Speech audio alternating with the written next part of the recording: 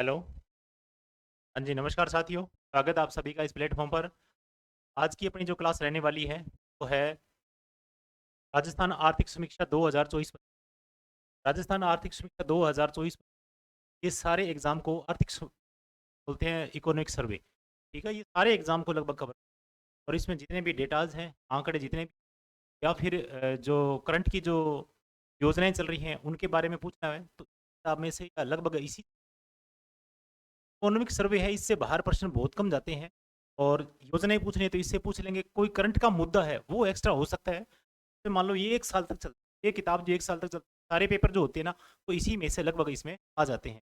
यानी 90% इसमें से कवर कर लेते हैं और 10% जो अदर कोई जो इश्यू हैं जो करंट के वो इसमें। ठीक है, तो यानी करंट का जो मुद्दा आएगा वो लगभग यानी इसमें से पूछे जाए। आर्थिक आंकड़े हैं वो पूछ लेंगे। ठीक है, आर्थिक आंकड़े इसी में से पूछते हैं, आर्थिक आंकड़े। और उसके बाद में अगर मान लो योजनाएं हैं तो भी इसी में से आ जाएगी। ठीक है, योजनाएं वो भी इसी में से आ जाएंगी। और बहुत सारे जितने भी योजनाएं चल रही है, कार्यक्रम चल रहे हैं, फ्लेक्स योजनाएं चल रही है, वो लगभग इसमें से इस इकोनॉमिक सर्विस में पूछ लेते हैं। ठीक है, तो इसको इकोनॉमिक सर्वे को अपने लगभग 12 चैप्टर, और ये 12 चैप्टर ये अपने करने वाले हैं 15 या 16 क्लासों में पूरी कर देंगे। ठीक है, 16 क्लास अपने क्या कर देंगे, पूरी कर देंगे। ठीक है, और ये कैसे करेंगे, अपने एमसीक्यू के माध्यम से करने वाले। तो किसके माध्यम से करने वाले हैं, एमसीक्यू के माध्यम से करने वाले हैं। और यानी प्रश्नोत्तर के माध्यम से अपने पूरा करेंगे। और प्रश्नोत्तर के माध्यम से एक तो ध्यान रखना भी, आप प्रश्नोत्तर के माध्यम से पूरा सर्वे पढ़ रखा है, पहले से पढ़ रखा है तो उसका रिवीजन हो जाएगा। और जिसने नहीं पढ़ रखा है उसका यहाँ पर अच्छे से उसका कवर हो जाएगा। जैसे मतलब अपना प्रश्नों के माध्यम से पूरा करेंगे और उसका जो कंसेप्ट है वो भी अपने साथ साथ में समझेंगे। और पूरा नहीं पढ़ना पड़ेगा। इकोनॉमिक सर्वे लगभग यानी बहुत सारे यानी 200 पेज का है और उसको पढ़ने में बहुत सारा टाइम खपत होता है। और ऐसे में अपने को मैं यानी जो इंपॉर्टेंट पर्सन है जो आते हैं लगभग ऐसे पर्सन का सर्वे करके, और उसके बाद में ही इकोनॉमिक सर्वे का सर्वे करके उसके बाद में फिर अपने लेके आते हैं पर्सन, और लगभग इसमें से पर्सन पढ़ने वाले हैं। ऐसे नहीं मैं सारे पर्सन यहाँ चैप्टर कवर करने वाला हूँ और इससे बाहर करने यानी बाहर आने वाला कुछ भी नहीं है। ठीक है, तो इसको एक बार आप रिविजन के दौर पर पढ़ लीजिए। ठीक है, और या फिर आप क्लास के रूप में पढ़ लीजिए तो आपको सारा डेटा जो है वो सारा सारा क्लियर। ठीक है, अभी वर्तमान में ये 1 साल तक है, यानी 1 साल तक ये आपके लिए क्या रहेगा, साथ रहेगा इकोनॉमिक सर्वे। और उसके बाद में मार्च के बाद में नया आ जाएगा। तो नया आ जाएगा वित्तीय वर्ष का, लगभग ये वित्तीय वर्ष का यानी वित्तीय वर्ष का डाटा इसमें पूछा जाता है। और एक दो प्रश्न ऐसे होते हैं जो पिछले वित्त वर्ष के पूछ लेते हैं। ठीक है, तो ये उस वर्ष के बारे में अपने पूछा जाएगा और ये मार्च में नया आ जाएगा। तो मार्च 2026 में नया आएगा, तब उसके बाद में फिर ये नया पढ़ेंगे। ठीक है, और अब तक जितने भी भर्तियां जितने भी पेपर होने वाले हैं वो सारे इसमें से कवर करने वाले। ठीक है, आगे बात करते हैं, अपने चलते हैं पहले लेसन की बात। ठीक है, पहला लेसन अपने पास है वृद्ध आर्थिक प्रवृत्तियों का परिदृश्य। पहला चैप्टर है और लगभग अपने क्या पढ़ेंगे, 12 चैप्टर पूरा करेंगे। ठीक है, पूरे करेंगे अपने 12 चैप्टर। और वृद्ध आर्थिक प्रवृत्तियों का परिदृश्य ये पहला चैप्टर पर प्रश्नोत्तर के माध्यम से इसको पूरा करने वाले। पहला ही प्रश्न देखिए आप। तो पहला ही प्रश्न है, राजस्थान की आर्थिक समीक्षा 2024-25 के अनुसार 2029 तक राजस्थान की अर्थव्यवस्था कितना बनाए रखने का लक्ष्य रखा गया है। तो इसमें अपने बात करते हैं कि लक्ष्य 2029 तक, ये 2029 तक लक्ष्य कितना है अपने इकोनॉमी का, राजस्थान की इकोनॉमी का। ये आता है 350 बिलियन डॉलर, 350 बिलियन डॉलर, ये ध्यान रखना है। ठीक है, तो ये लक्ष्य जितना भी है इसमें 7 प्रकार के स्तंभ मिलकर के 350 बिलियन डॉलर की जो अर्थव्यवस्था पूरी करने वाले हैं, इसको 7 प्रकार के जो स्तंभ है, यानी 6 प्रकार के स्तंभ है, 6 स्तंभ है, इसके माध्यम से पूरा करने वाले हैं। 6 स्तंभों की बात करें, ये आता है इसमें पहला स्तंभ। जैसे मान लो कि ये पूरा करेंगे, 1 नंबर, 1 नंबर में स्तंभ आता है क्षेत्रीय परिवर्तन। ठीक है, ये स्तंभ माने जाते हैं इसमें क्षेत्रीय परिवर्तन। ठीक है, ऐसा प्रश्न पूछा जा सकता है कि क्षेत्रीय परिवर्तन इसके स्तंभ में से कौन सा इसमें से नहीं है। मतलब प्रमुख क्षेत्रों का आता है, इसका मतलब होता है प्रमुख क्षेत्रों में तेजी लाना। ठीक है, दूसरा इसमें आता है, दूसरा इसका आ जाएगा कौन सा, पूंजी निर्माण। निर्माण। ठीक है, और उसके बाद में तीसरा आ जाएगा मूल्य निर्धारण।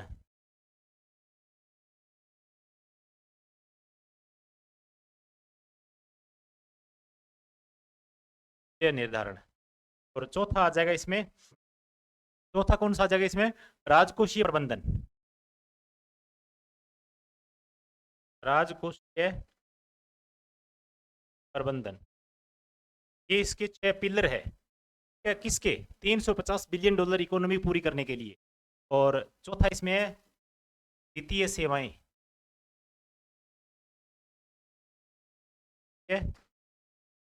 सेवाएं। और छठा कौन सा इसमें, पांचवा हो गया। और छठा इसमें है समावेशी विकास, समावेशी विकास।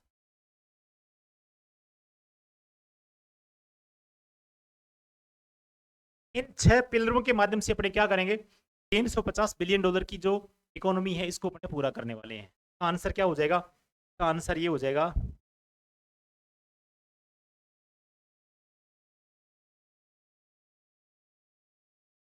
आंसर सी हो जाएगा इसका आंसर।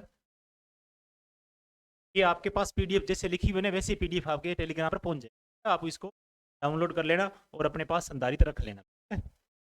आगे बात करते हैं, सकल राज्य घरेलू उत्पाद जीएसडीपी की गणना 2 आधारों पर की जाती है। पहले तो बात समझना है अपने को, जीएसडीपी होती क्या है, जीएस और जीएसडीपी, जैसे मान लो इंडिया में जीडीपी होती है ना, जीडीपी इंडिया लेवल पर जीडीपी, और इसी तरीके से अपने बात करते हैं स्टेट लेवल पर जीडीपी होती है। स्टेट लेवल पर क्या, सकल अपने ग्रोस यानी सकल राज्य घरेलू उत्पाद, राज्य के अंदर होने वाला जितना भी उत्पाद है वो सारा किस में आ जाएगा, जीएसडीपी में आ जाएगा। सकल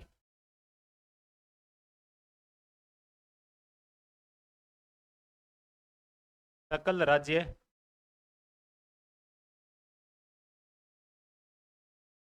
घरेलू सकल का मतलब gross state domestic product, GSDP. India level पर क्या होती है, जीडीपी। और इस फुल फॉर्म, अब इसकी परिभाषा की बात करें, इसकी परिभाषा मतलब होता है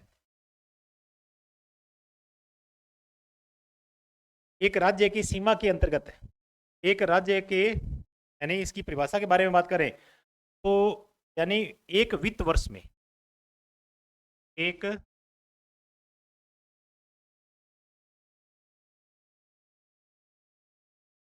वित्त वर्ष में राज्य की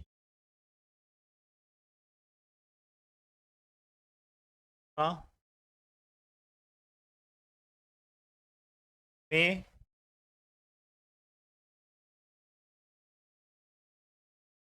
राज्य की घरेलू सीमा में निवासियों द्वारा उत्पादित अंतिम वस्तु, निवासियों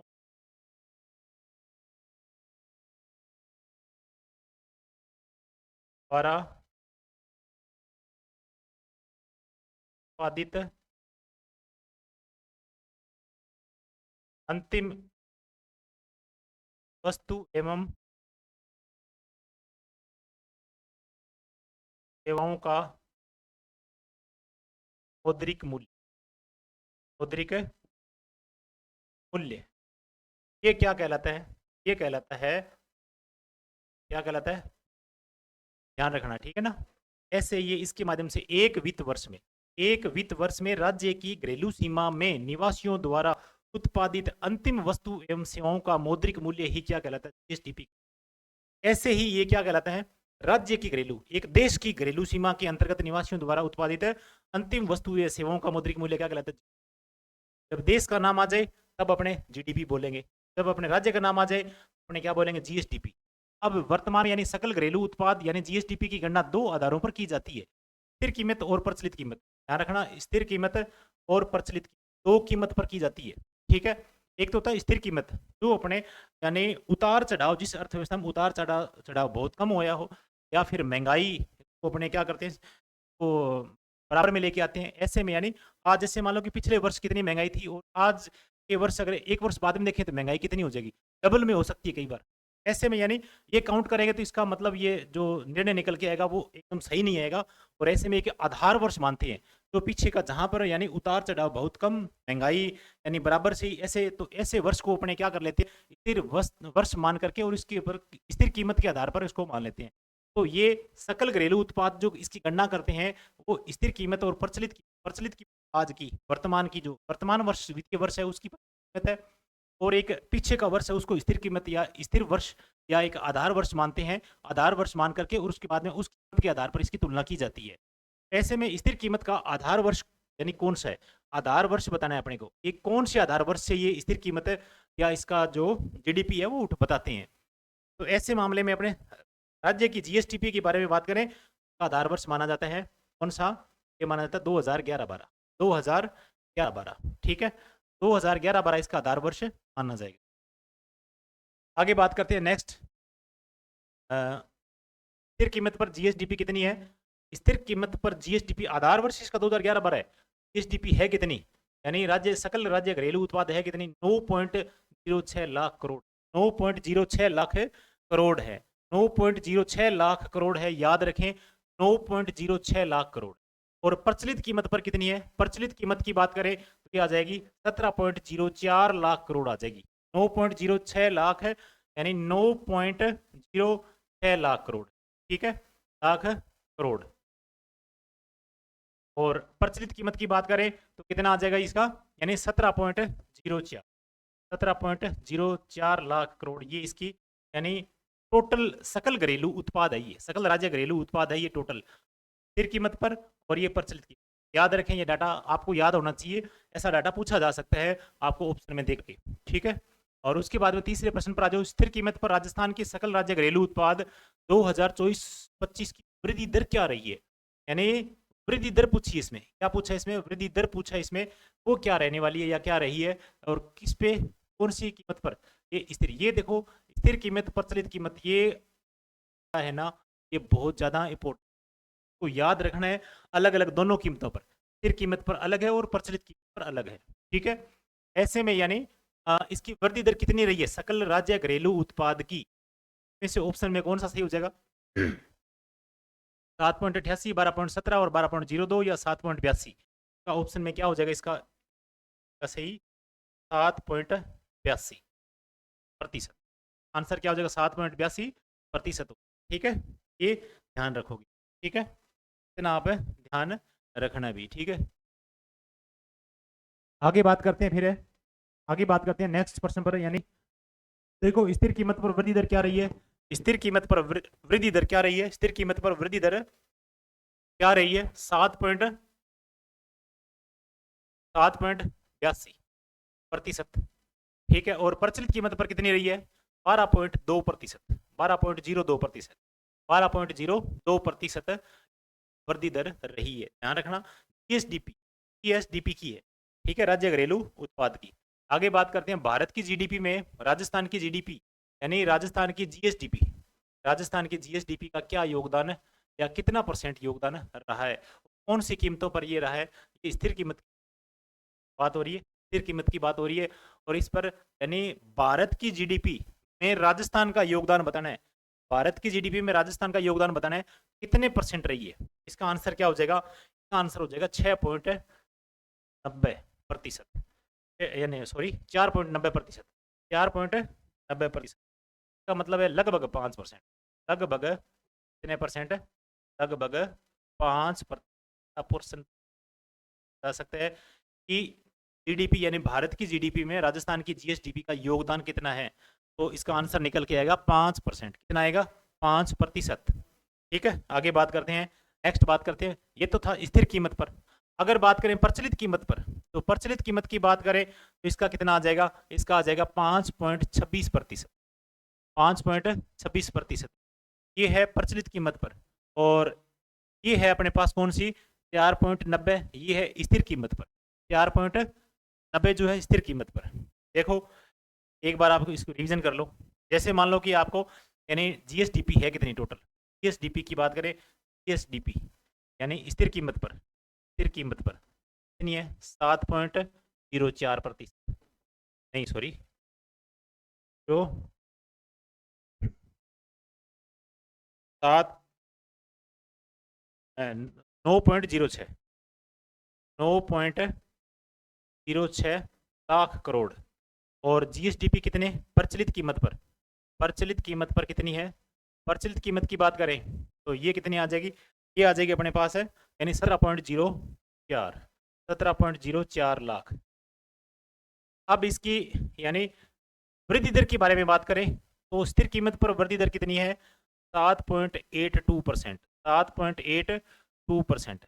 अगर बात करें अपने इसकी 7.82%, अगर प्रचलित कीमत पर बात करें तो कितनी आ जाएगी, ये वृद्धि दर किसकी कितनी है, 12.02%, 12.02%। ये याद रखना, ये डाटा बिल्कुल यानी आपके लिए बहुत याद करने के लिए, एक दो बार रिवीजन करोगे तो ही याद रहेंगे, ऐसे तो आपको यानी अगले प्रश्न पर आएंगे तो फिर पीछे वाला भूल जाएंगे। तो इसके पीछे वाला जो प्रश्न था ये भारत की जीडीपी का राजस्थान की जीएसडीपी का कितना परसेंट है, यानी 4.90 या 9 बोल दो आप, ठीक है, 4.9% है, लगभग 5% है। और स्थिर कीमत पर तो हो गया, और उसकी प्रसिद्ध कीमत की बात करें तो कितना है, 5.26%, 5.26%। आगे बात करते हैं, राजस्थान के सकल घरेलू उत्पाद की वृद्धि दर में स्थिर तथा प्रचलित दोनों कीमतों पर विगत वर्ष 23-24 की तुलना में क्या परिवर्तन रहा है। देखो स्थिर कीमत की बात हो रही है, किसकी बात हो रही है, स्थिर कीमत की, ठीक है। स्थिर कीमत और प्रचलित कीमत दोनों प्रकार की कीमतों, दोनों प्रकार की कीमतों, दोनों प्रकार की कीमतों की बात करें तो प्रचलित कीमत यानी और स्थिर कीमत दोनों प्रकार की कीमत है। इन दोनों प्रकार की कीमतों पर बात करें तो पिछले वर्ष की तुलना में क्या परिवर्तन रहा है, पिछले वर्ष की तुलना में क्या परिवर्तन रहा है, इसके बारे में बात करें। वृद्धि दर्ज की गई है या गिरावट, या स्थिर कीमत पर गिरावट, या प्रचलित कीमत पर वृद्धि, या कोई परिवर्तन नहीं है। तो आंसर हो जाएगा पिछले वर्ष की तुलना में वर्तमान में इसकी क्या की गई है, गिरावट दर्ज की गई। यानी क्या दर्ज की गई है, गिरावट, क्या दर्ज की गई है, गिरावट दर्ज की गई है। कितनी गिरावट है, तो स्थिर कीमत की बात करें तो पिछले साल क्या थी इसकी वृद्धि दर, इसके पिछले साल क्या थी, 7.88%, और वर्तमान में अभी अपने पढ़ के आए हैं 7.82%।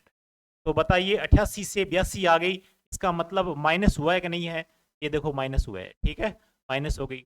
अगर मान लो कि पिछले साल क्या थी 12.17 प्रचलित कीमत पर, और वर्तमान में कितनी हो गई 12.02, तो इसमें आने पर माइनस हुआ कि नहीं हुआ, ये प्लस में नहीं हुई, माइनस में हुई है, नकारात्मक है, ये क्या हुई है, नकारात्मक कह सकते हैं, नकारात्मक है, ठीक है।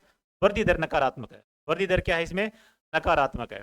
तो इसका ऑप्शन ये अपने बात की गई है, इसके ऑप्शन में गिरावट दर्ज की गई, ये ध्यान रखना, ठीक है।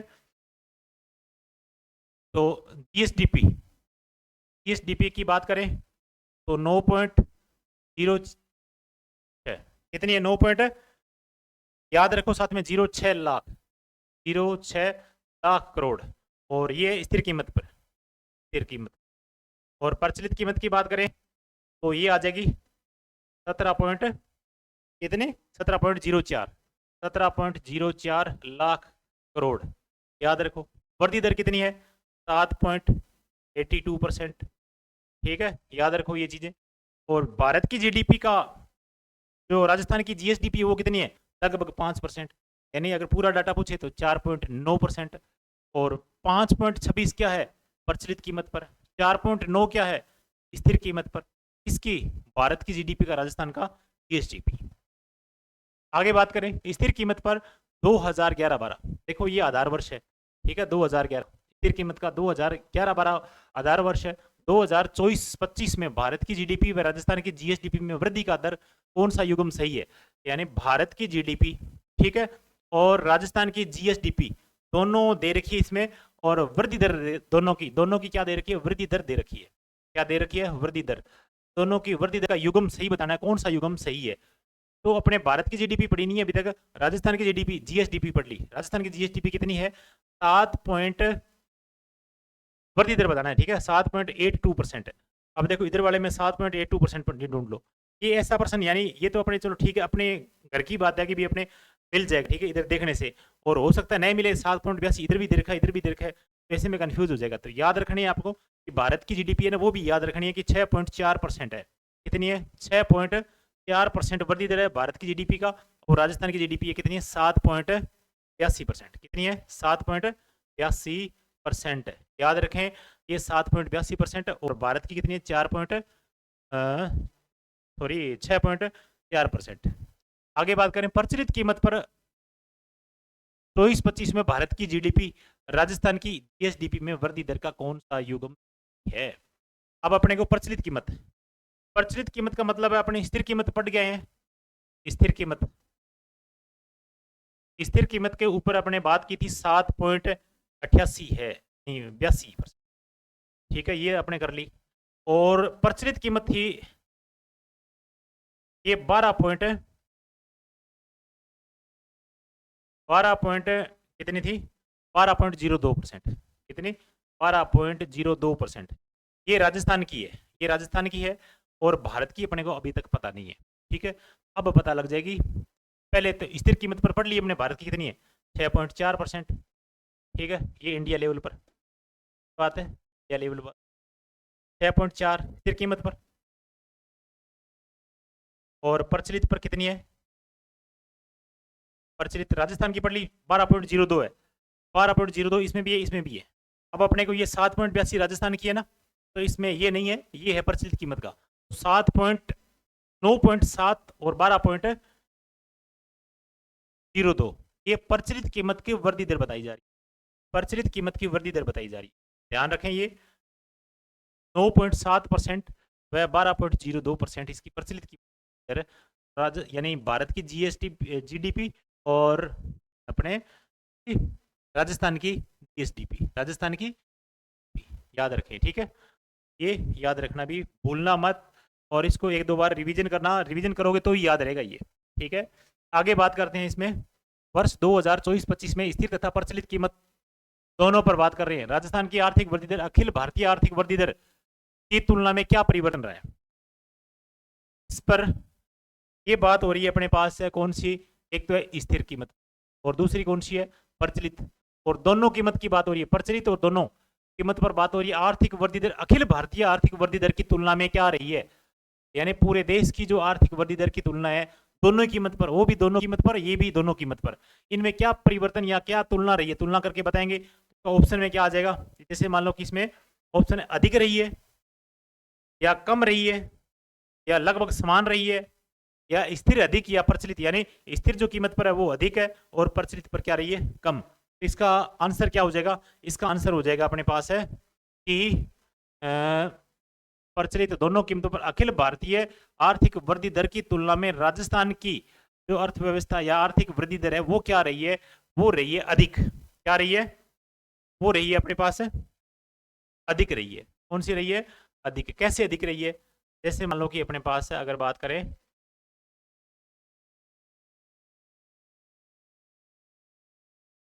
स्थिर कीमत पर भारत की जीडीपी बताएं तो आती है कितनी, 6.4, ठीक है, और राजस्थान की कितनी है, 7.82, भी अपने पढ़ गए हैं, तो ये अधिक है कि नहीं है, ये प्लस में है ना, ठीक है। और भारत की प्रचलित कीमत पर बात करें तो 9.7 ये भी पढ़ गए हैं, और राजस्थान की कितनी है 12.2, ये भी क्या रही है, ये भी प्लस में रही है, क्या रही है, प्लस में। तो बताइए दोनों अधिक रही है कि नहीं रही, बिल्कुल अधिक, ऐसा प्रश्न ये बन सकता है, ठीक है। बात करें अगले प्रश्न की, यानी 9 नंबर प्रश्न है, इसमें बात करें तो ये आता है कि कौन से वित्त वर्ष में राजस्थान तथा अखिल भारतीय, कौन से वित्त वर्ष में राजस्थान तथा अखिल भारतीय आर्थिक वृद्धि दर नकारात्मक रही है। तो नकारात्मक की बात करें, इसमें कौन से वर्ष में नकारात्मक रही है, नकारात्मक, ये कंसेप्ट है ना, ये ध्यान रखना, ये कई बार प्रश्नों में पूछा जा चुका है, ये प्रश्न कई बार प्रश्न यानी जो पेपर्स में पूछा जा चुका है। तो नकारात्मक वृद्धि दर कौन सी रही है, 20-21 में इसकी नकारात्मक वृद्धि, 20-21 कब की बात हो रही है, 20-21, 20-21 में कोरोना के टाइम, यानी कोरोना का समय था,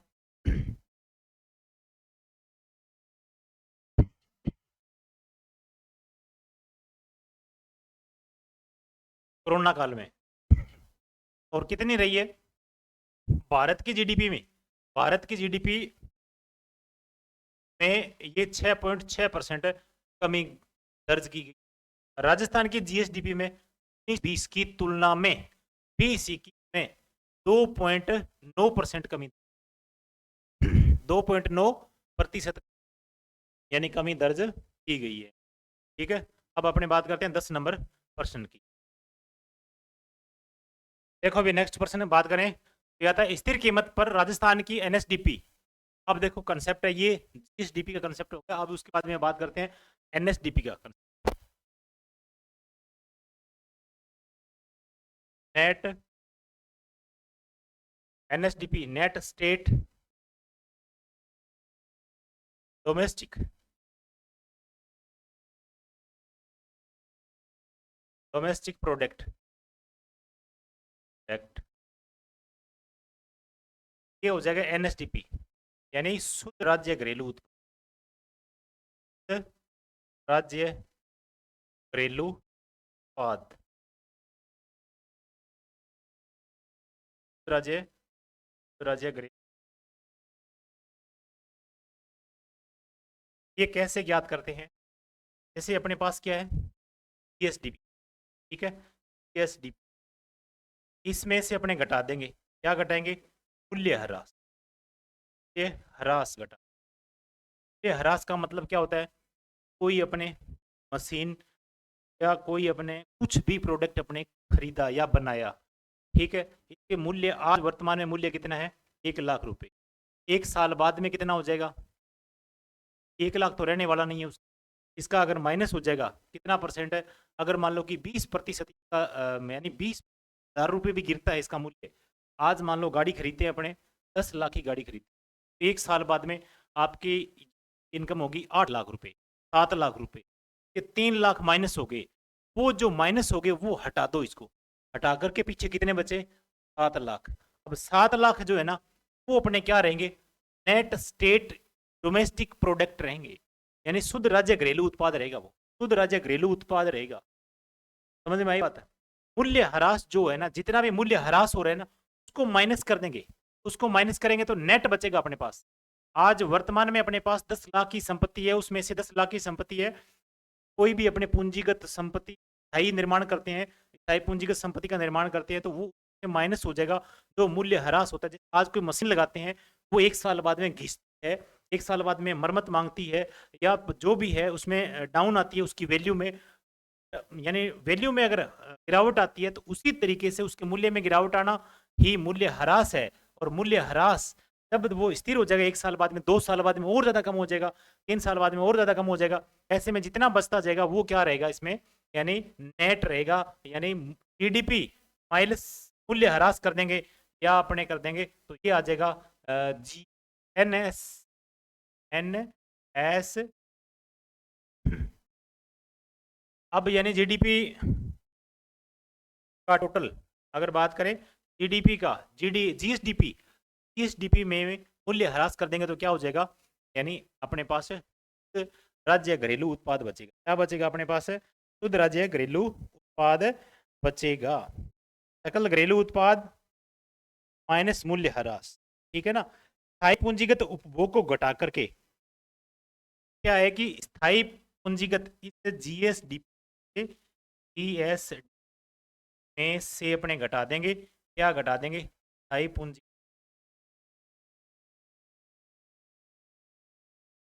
स्थायी पूंजीगत उत्पाद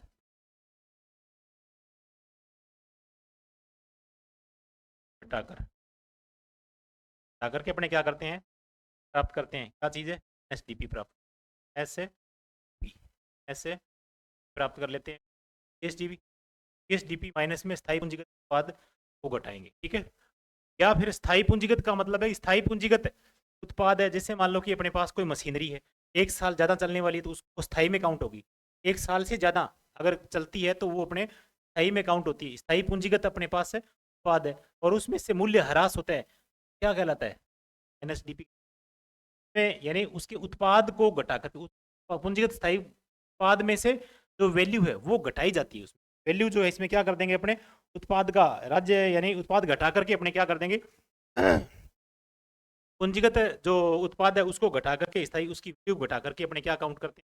एनएसडीपी, ठीक है। वर्तमान में है कितनी? ये अपने पास कितनी है?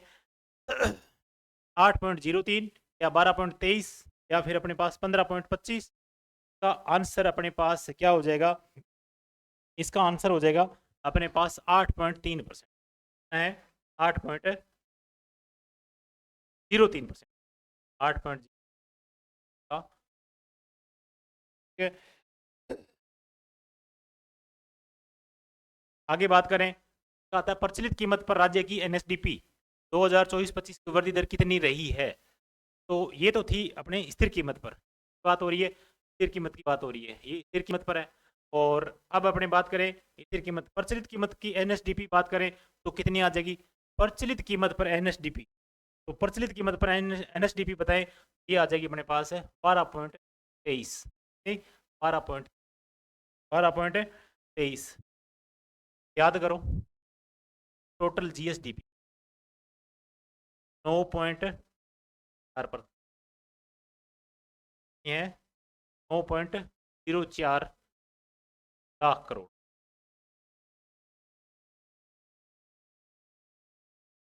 ठीक है, ये स्थिर कीमत। और प्रचलित कीमत की बात करें तो 17.6 करोड़, 6 लाख करोड़, 6 लाख करोड़। ठीक है, ये रिपीट करते रहो साथ साथ में। ठीक है, ये 9.0 है, 9.0 है और 9.04% 4, यानी 17.0 लाख करोड़। अब ये आ जाएगा इसका 11 नंबर प्रश्न का उत्तर क्या आ जाएगा, ए नंबर है उसका। ठीक है, आगे बात करते हैं स्थिर कीमत पर, स्थिर कीमत पर एनएसडीपी। देखो अपने बात कर रहे थे किसकी, एनएसडीपी। बात एनएसडीपी स्थिर कीमत पर कितनी थी एनएसडीपी, 7.37 से लेकर के ये कितनी आ गई 7.96 पर आ गई। कितनी आ गई 7.96 पर। अब बताइए कम हुई है ज़्यादा, तो ज़्यादा हुई है। कितनी ज़्यादा हुई है, ये अपने पास 8.0 ज़्यादा हुई है, 8.0, 8.0 ज़्यादा हुई है। ठीक है, आगे बात करते हैं प्रचलित कीमत की। प्रचलित कीमत पर यानी 13.58%, 13.58 लाख करोड़ से कितनी आ गई है 15 पॉइंट, ये भी बड़ी है, ये बड़ी है, ये भी यानी 12.23। कितनी बड़ी है 12.23%। ये दोनों आंकड़े याद है, 12 पॉइंट। ठीक है, आगे बात करते हैं वर्ष 2023 24 25 में स्थिर कीमत, स्थिर कीमत का आधार वर्ष कितना है 2011-12। कितना है 2011-12। और इस आधार वर्ष पर यानी राजस्थान की प्रति व्यक्ति आय कितनी, पीसीआई, पीसीआई का मतलब per capita, per capita income, यानी प्रति व्यक्ति आय कितनी, प्रति व्यक्ति आय कितनी है। तो ये राजस्थान की प्रति व्यक्ति आय पूछी जा रही है, पर पूछी जा रही है स्थिर कीमत पर जा रही है, स्थिर कीमत पर पूछी जा रही है। राजस्थान की प्रति व्यक्ति आय स्थिर कीमत जा रही है, ये कितनी हो जाएगी 98,638 रुपये, 98,638 रुपये। आगे बात करें, जैसे मान लो कि आगे इसकी बात हो जाएगी। अब अपने बात करेंगे प्रचलित, यानी ये तो थी स्थिर कीमत पर। अब अपने स्थिर कीमत आधार वर्ष बताना है, क्या हुआ इसकी वृद्धि दर बतानी है। इसकी देखो 98,638, 98,638 रुपये प्रति व्यक्ति आए। और वृद्धि कितना परसेंट हुई है या कितनी वृद्धि दर है इसकी बढ़ने की, प्रति व्यक्ति आय में यानी पीसीआई में वृद्धि दर कितनी रही है। वृद्धि दर की बात करें ये कितनी रही है, ये इसकी आ जाएगी 6.88, आ जाएगी 6.88 पर वृद्धि दर दर्ज। आगे बात करें, जैसे मान लो कि अपने पीसीआई यानी पर कैपिटा इनकम, स्थिर कीमत की बात करें 23-24 में कितनी थी। अब ये एक साल पीछे की आएगी, 23-24 में यानी कितनी थी, पीछे की बात करें तो ये आती है 90,414। और ये 24-25 में बढ़ करके कितनी हो गई, ये होगी 96,638। कितने परसेंट बढ़ी है 6.88, कितने परसेंट बढ़ी है 6.88%। 6.88% के बारे में बात करें कितनी बड़ी है।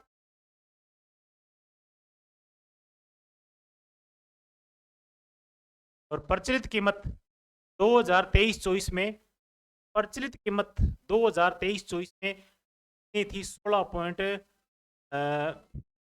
1,66,647 से बढ़कर कितनी है 2024-25 में 1,85,, क्योंकि 1,85,, बढ़ने की दर कितनी है यानी 11.04%। हेलो।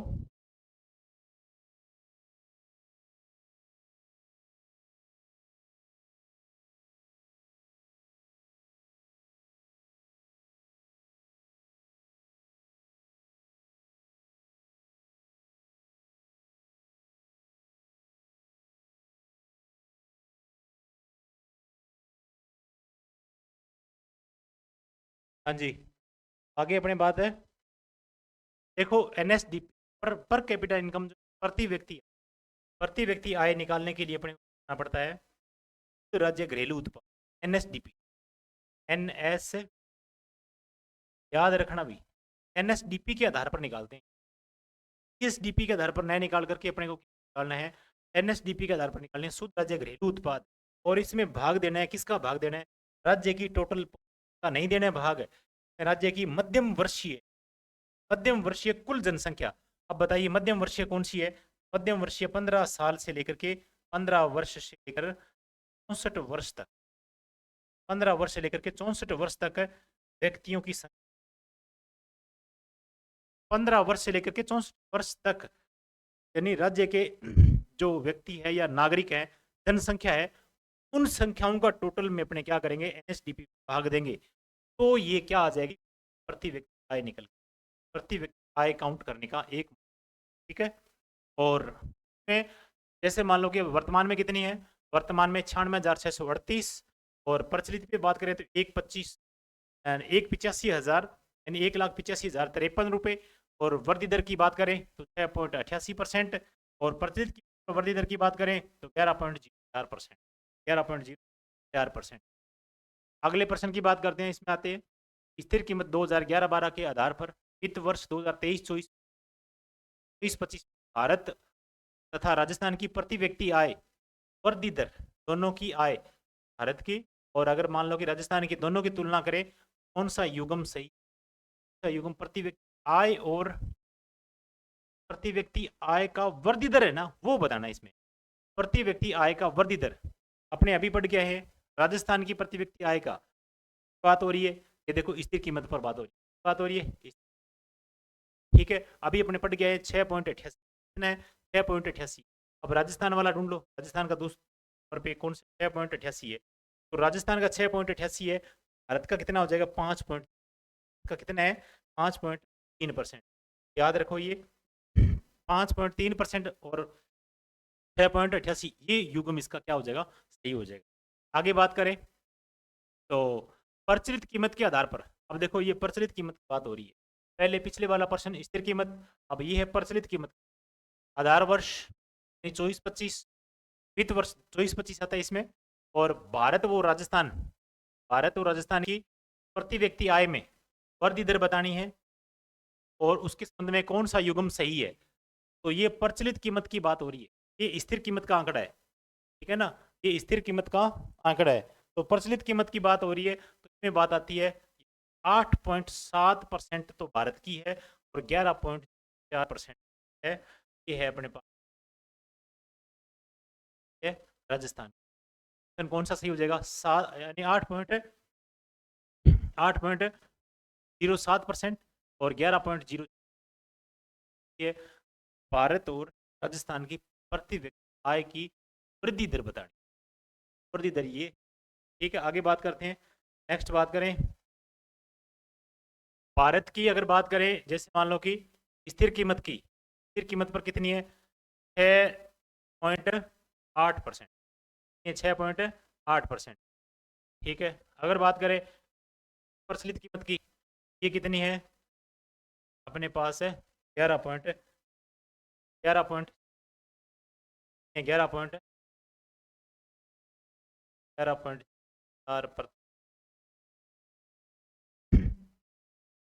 ये इसमें, ठीक है। आगे बात करते हैं नेक्स्ट अपने 16 नंबर प्रश्न पे आ जाओ। टोटल 50% में ये पूरा चैप्टर क्लियर हो जाएगा।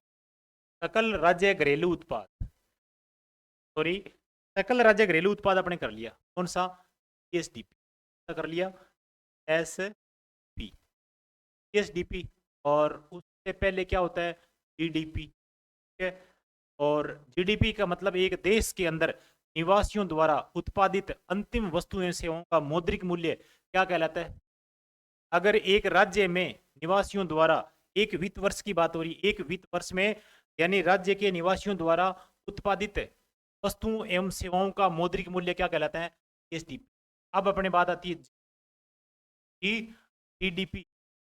जीडीपी का मतलब एक वित्त वर्ष में जिले के निवासियों द्वारा उत्पादित अंतिम वस्तु अंतिम वस्तु का मतलब होता है ये प्रोडक्ट है, ये तैयार होकर के, यानी अपने पास कोई कार है वो तैयार होकर के कहीं से टायर लेके आए, कहीं से इंजन लेके आए, कहीं से कार की बॉडी लेके आए, ऐसे टोटल यानी मिला करके, और लाख यानी जैसे मान लो कि 10 लाख की गाड़ी है या 15 लाख की गाड़ी है, वो तैयार होकर के अपने पास ये प्रोडक्ट तैयार होके आ गया। ठीक है, प्रोडक्ट तैयार होने के बाद में वैल्यू कितनी है वो वैल्यू काउंट करेंगे, नए की मध्यम, जैसे मान लो पहले तैयार कैसे हुए, का जो मीडियम ढांचा है वो कैसे हुआ, या प्राथमिक है वो कैसे हुआ, उसको टोटल करेंगे।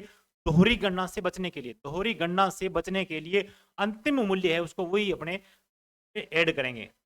जीडीपी का मतलब ये हो जाएगा जिला, अपने कह देंगे इसको जिला घरेलू, सकल जिला घरेलू उत्पाद, ग्रोस डिस्ट्रिक्ट डोमेस्टिक प्रोडक्ट। तो सकल जिला घरेलू उत्पाद अभी वर्तमान में ये शामिल नवीनतम आंकड़े हैं सारे, और ये इंपॉर्टेंट आंकड़े, ये नवीनतम है सारे आंकड़े। जैसे ये आंकड़े याद रखना भी यहाँ पे, तो ये आंकड़े याद रखोगे। ठीक है, बात चेक कर लेता हूँ। हेलो, बात सही आ रही है क्या? तो इसमें क्या आ जाएगा, सकल जिला घरेलू उत्पाद में इसकी कीमतों के आधार पर बात करें तो कौन सा जिला शीर्ष पर है? तो ये टोटल जीडीपी की बात हो रही है, प्रतिशत की बात नहीं हो रही है। टोटल जीडीपी की बात हो रही है, तो इसमें कौन सा आ जाएगा, यानी जयपुर राज्य की तो अर्थव्यवस्था है टॉप पर है टॉप पर है, शीर्ष पर है। तब आंसर क्या हो जाएगा, इसका आंसर हो जाएगा, क्या हो जाएगा इसका, जयपुर हो जाएगा, क्योंकि राजस्थान में जयपुर राजधानी है इसकी, और जिले के रूप में अगर बात करें, राजधानी राजधानी है और इसमें जिले में काउंट होती है सारी, अपने जिले के अगर हिसाब से बात करें तो इसकी ग्रोस जो सकल जिला घरेलू उत्पाद है वो जयपुर का ज्यादा हो जाएगा। वृद्धि दर की बात करें, पिछले साल की तुलना में अब वृद्धि दर कितनी रही है, ये जयपुर की नहीं है, ध्यान रखना, ये जयपुर की नहीं है, वो अलवर की है। वृद्धि दर में सर्वाधिक, वृद्धि दर में वृद्धि दर में सर्वाधिक, क्या अपने कह सकते हैं, वृद्धि दर में क्या रहेगा, यानी शीर्ष, शीर्ष पर। बताइए कौन कौन? अलवर। ध्यान रखना, वृद्धि दर में शीर्ष पर 22 यानी 23-24 में स्थिर कीमतों के आधार पर।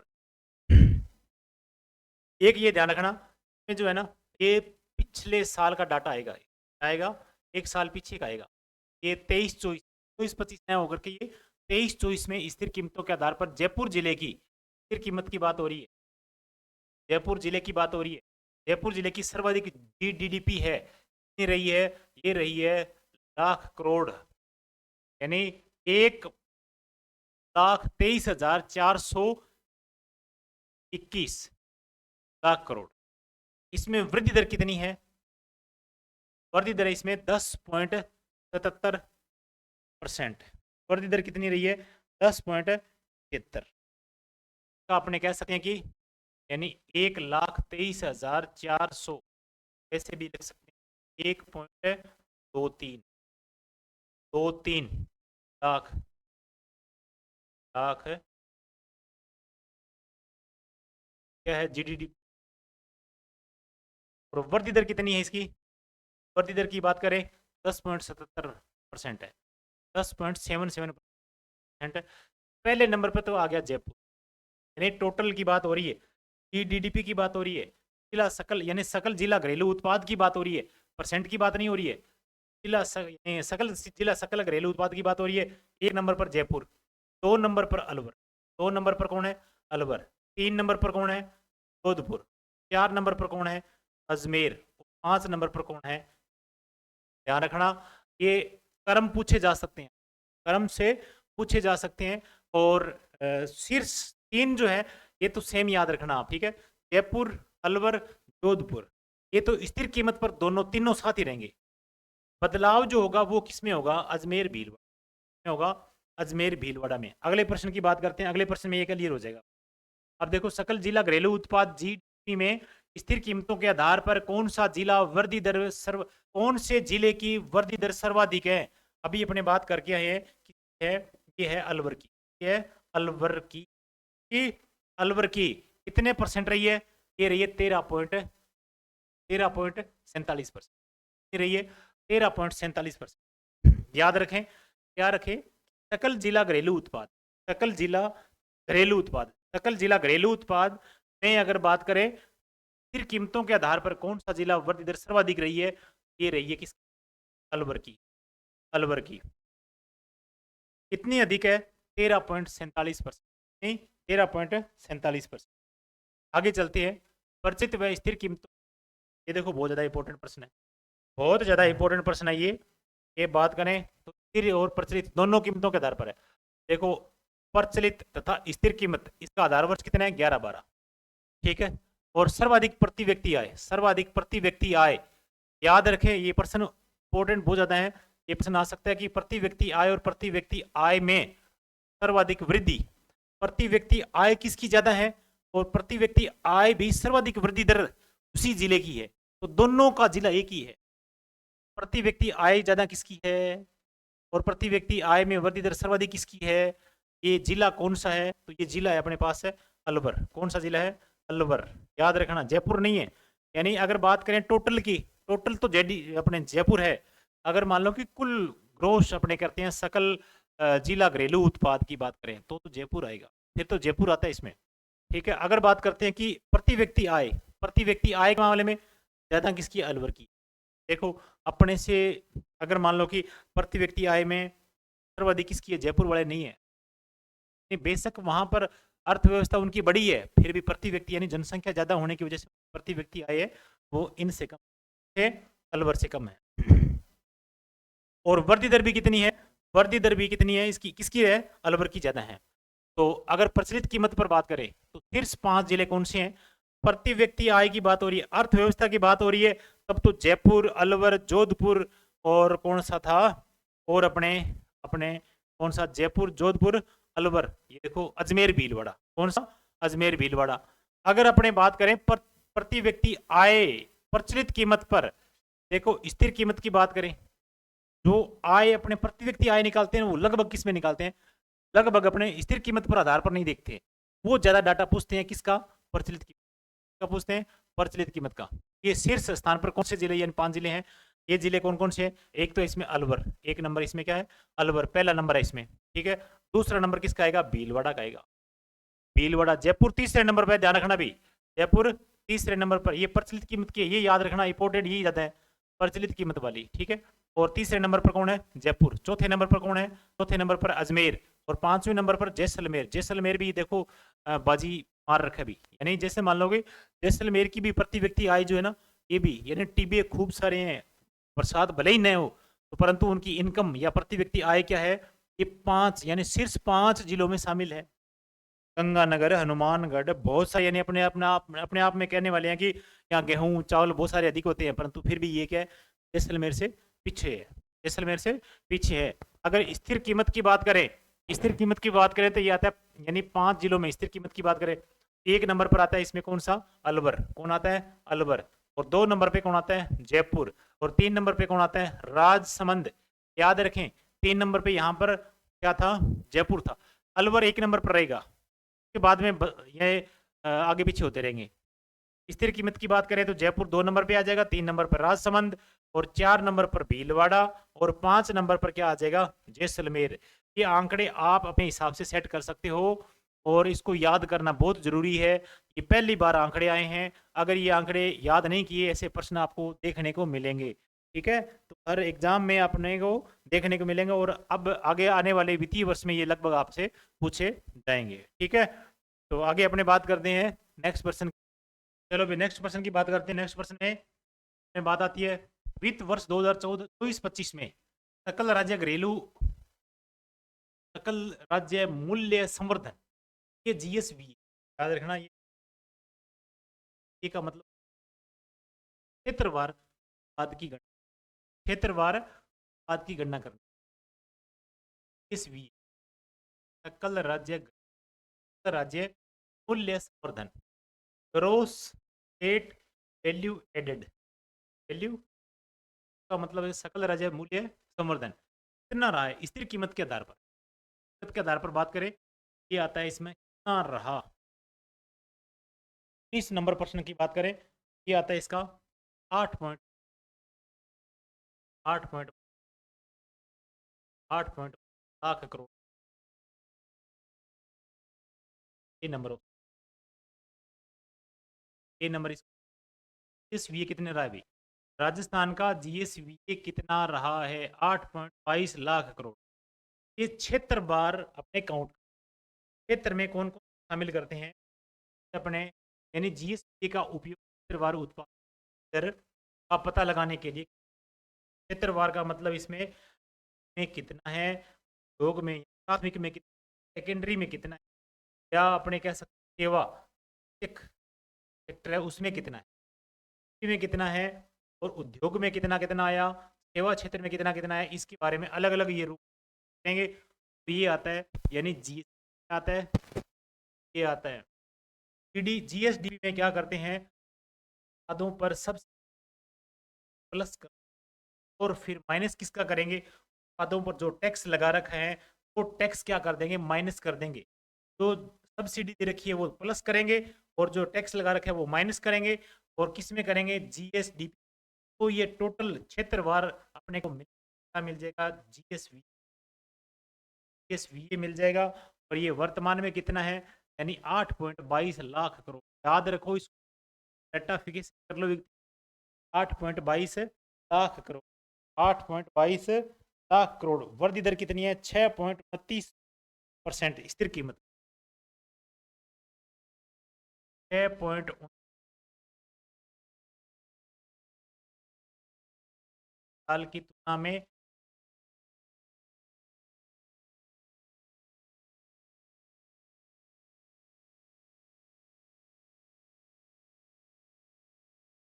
साल की तुलना में वर्तमान में ये वृद्धि हुई, 6.29 वृद्धि होकर कितना बन गया, 8.22 लाख, 8 करोड़ बन गया।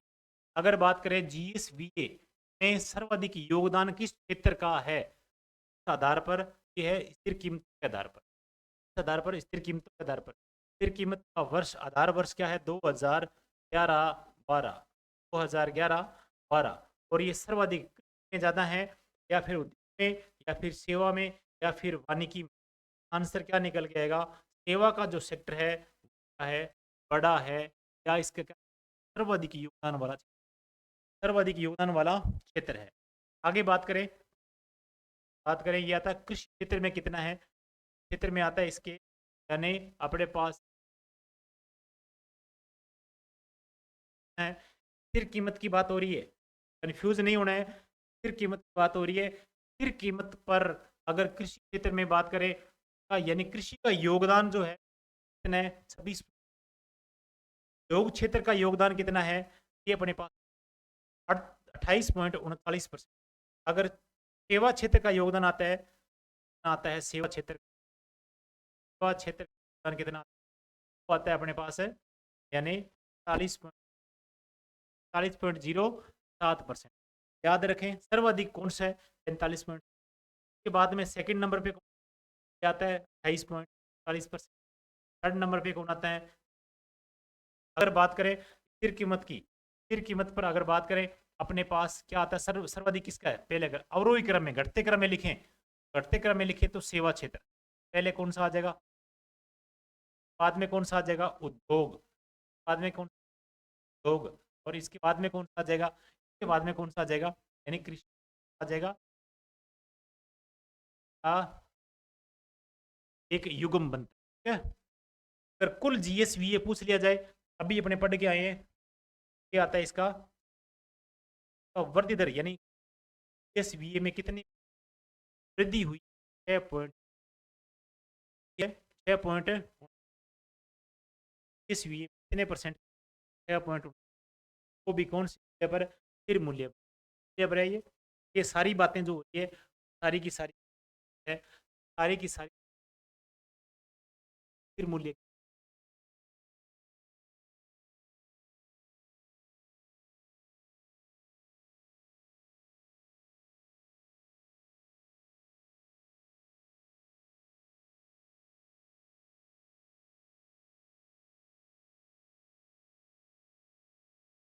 स्थिर कीमत के आधार पर। आगे बात करें, आगे आता है जीएसवीए में सर्वाधिक योगदान किस क्षेत्र का है, प्रचलित कीमत की बात हो रही है। अब किसकी बात हो रही है, प्रचलित कीमत की बात हो रही है। पहले स्थिर कीमत की बात हो रही थी, अब प्रचलित कीमत का, उद्योग का, सेवा का, वानिकी का। अभी भी वर्तमान में भी क्या है, प्रचलित की बात करें तो ये क्या किसका रहेगा, सेवा का रहेगा, किसका रहेगा, सेवा का रहेगा। अब इसके आंकड़े बदल जाएंगे, ध्यान रखना इसके आंकड़े जो बदल जाएंगे, ये वाले जो आंकड़े थे ये कितने थे, स्थिर मूल्य या स्थिर कीमत पर था और ये 26.54 था। अब वर्तमान में कितना हो जाएगा, अब देखो ये 26 पॉइंट कितना रह जाएगा, 92 हो जाएगा, क्या हो जाएगा ये 92 हो जाएगा, ध्यान रखो 26.92 हो जाएगा। और ये देखो क्षेत्र में 28.39 था, 28.39 अब कितना हो जाएगा, माइनस में क्या हुआ है ये 27.16% रह जाएगा, 27.16% हो गया। अगर बात करें सेवा क्षेत्र में 45.07% था, कितना था सेवा क्षेत्र में 45, ये स्थिर कीमत की बात हो रही है, प्रचलित कितना हो जाएगा 45.92 हो जाएगा, 45.92 हो जाएगा। इससे बढ़ जाएगा नहीं बढ़ा, देखो 0.7 से बढ़कर कितना हो जाएगा 92। अब बताइए अगर बात करें प्रचलित कीमत स्थिर कीमत की बात करें, कुल वृद्धि दर यानी जीएससीवीए में कितनी वृद्धि हुई है, ये हुई है 6.29%, कितनी हुई है 6.29%। अगर बात करें प्रचलित कीमत की 10 पॉइंट, ये 10 पॉइंट याद करो, याद करो। अगर बात करें 6.92, 6.92 ये है।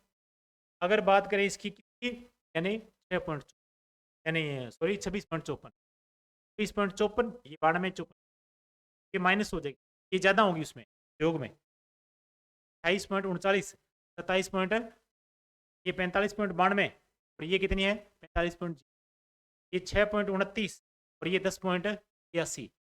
इस वी को याद कर लेना, ये पर्सन जायज़ है, ये पर्सन एक बार आ भी चुका है, ठीक है ना, अभी एग्जाम में अभी नया नया सर्वर बनने के बाद में भी आ चुका है। अगले प्रश्न की बात करें, योगदान के आधार पर क्षेत्र का अवरोही क्रम बताइए। अभी ये प्रश्न पर बात हुई है योगदान के क्षेत्र पर यानी आधार पर बताना है, क्षेत्र का अवरोही क्रम बताना है। अवरोही क्रम का मतलब क्या होता है, घटता क्रम, यानी पहले कौन से ज्यादा और उसके बाद में कौन सा है, यानी घटता हुआ क्रम अपने को हुआ नजर आएगा, घटता हुआ क्रम यानी नजर आएगा अपने पास। आवाज हेलो हेलो आ जाएगा ये, यानी सेवा क्षेत्र और उसके बाद में कौन सी है उद्योग, उसके बाद में कौन सी है कृषि। याद रखें इसका 4 नंबर ऑप्शन क्या हो जाएगा, सही हो 4 नंबर उसका पहला कौन सा आएगा, उसके बाद में उद्योग, उसके बाद में कौन सा सेवा का 45%, इसका 28% इसका है 28%, यानी स्थिर कीमत की बात हो रही है दोनों आधारों पर बात। और उसके बाद उद्योग और उसके बाद में कौन सा है आगे प्रचलित कीमतों पर जीएसवीए में योगदान के आधार पर मिलान करने भी, क्या मिलान करना है इसमें, मिलान ये कृषि क्षेत्र में कीमतों पर आधारित है ये प्रचलित की। और क्या चीज जीएसवीए पूछे, क्षेत्रवार पूछे, क्षेत्रवार में अपने लिखिए हुए क्षेत्र और उद्योग क्षेत्र और सेवा क्षेत्र का कितना है, यानी अपने पास कितना है 26.92%, ना 26। सेवा क्षेत्र की बात करें कितना आता है 45.92%, सेवा क्षेत्र का ज्यादा है इसका। और उद्योग में कितना आएगा, उद्योग में आ जाएगा अपने पास सेकंड नंबर पे है, इसका मतलब ये हो जाएगा 27.16%, 27.16%, 27.16% का मतलब ये 3 1 2 3 1 2 1 2 4 नंबर ऑप्शन क्या होगा, 4 नंबर ऑप्शन यही हो। आगे बात करें, आगे बात आती है जीएसवीए में कृषि क्षेत्र के योगदान के किस उप क्षेत्र का सर्वाधिक योगदान रहा है, ये किसका है प्रचलित की बात हो रही है, प्रचलित। अगर बात करें यानी जीएसवीए में कृषि क्षेत्र का योगदान, अब ये प्रोपर कृषि वाला ही पूछ क्षेत्र का, यानी जीएसवीए में अगर क्षेत्रवार पूछे तो सेवा का है। अब 3 इसमें क्षेत्र है, कृषि है, उद्योग है, सेवा है। अब इसमें पूछ लिया कृषि क्षेत्र में कौन से उप क्षेत्र का, कौन से उप क्षेत्र का सर्वाधिक योगदान रहा है, ये प्रचलित कीमत के आधार पर है। तो ये फसल का या वानिकी का या पशुधन का या मत्स्य पालन का रहा है, ये उप क्षेत्र कृषि क्षेत्र में ये सारे आते हैं, ठीक है। और सर्वाधिक योगदान किसका रहा है, ये रहा है पशुधन का, रहा है ये पशुधन का, याद कर लेना भी इसको। तो इस नंबर जो प्रश्न है का जो आंसर है क्या आएगा, पशुधन, ठीक है। अगर आगे बात करें जैसे मान लो कि पशुधन है, इसका यानी योगदान है वो कितना है, इसका योगदान है 12%, 12.8%, हाँ 12 दो नंबर की बात आती है पशुधन, दो नंबर पे बात आती है पशु, ये आती है 12.43%, वानिकी की बात करें तो आता है इसमें 77%, और मत्स्य पालन की बात करें ये आता है 0.14%।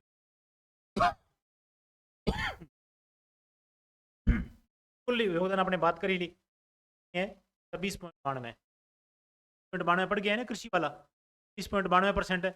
और इसमें मत्स्य की बात करें और अगर बात करें वानिकी की 1, और उसके बाद में फसल की बात करें 12.43। सर्वाधिक बात करें तो धन को याद रखना भी, ये सर्वाधिक है क्षेत्र में योगदान। उप क्षेत्र का योगदान किसका है? फसल करेगा, कोई पालन करेगा, कोई कुछ करेगा, ध्यान रखना पशु। ठीक है, आगे बात करें जीएसवीए में उद्योग क्षेत्र के योगदान के क्षेत्र का सर्वाधिक योगदान रहा है।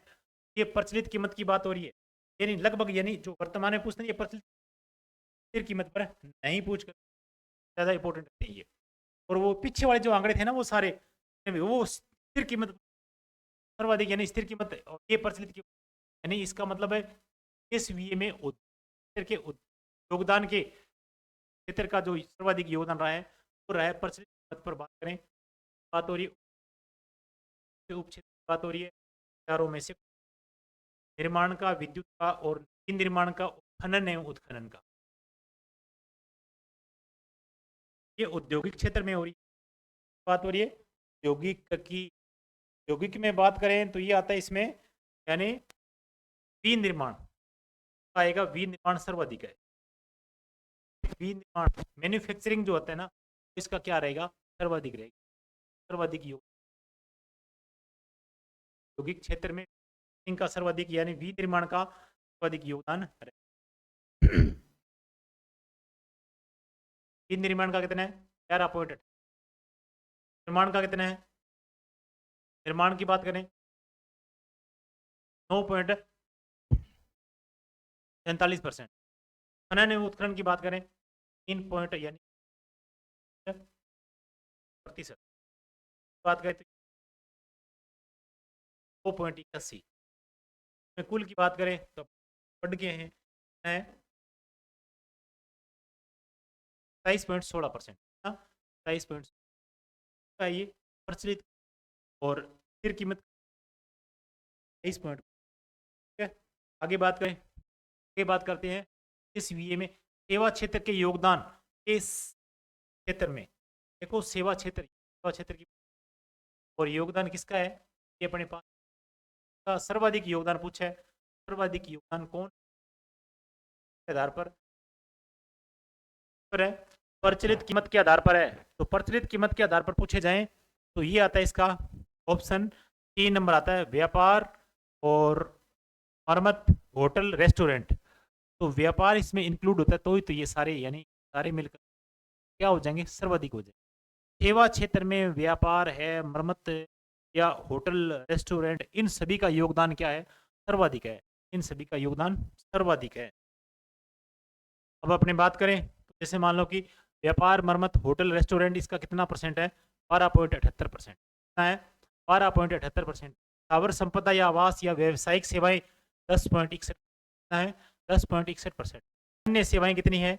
अन्य सेवाएं अपने पास है कि 9.47%। वित्तीय सेवाओं की बात करें तो 12.3। परिवहन की बात करें तो 4.77%।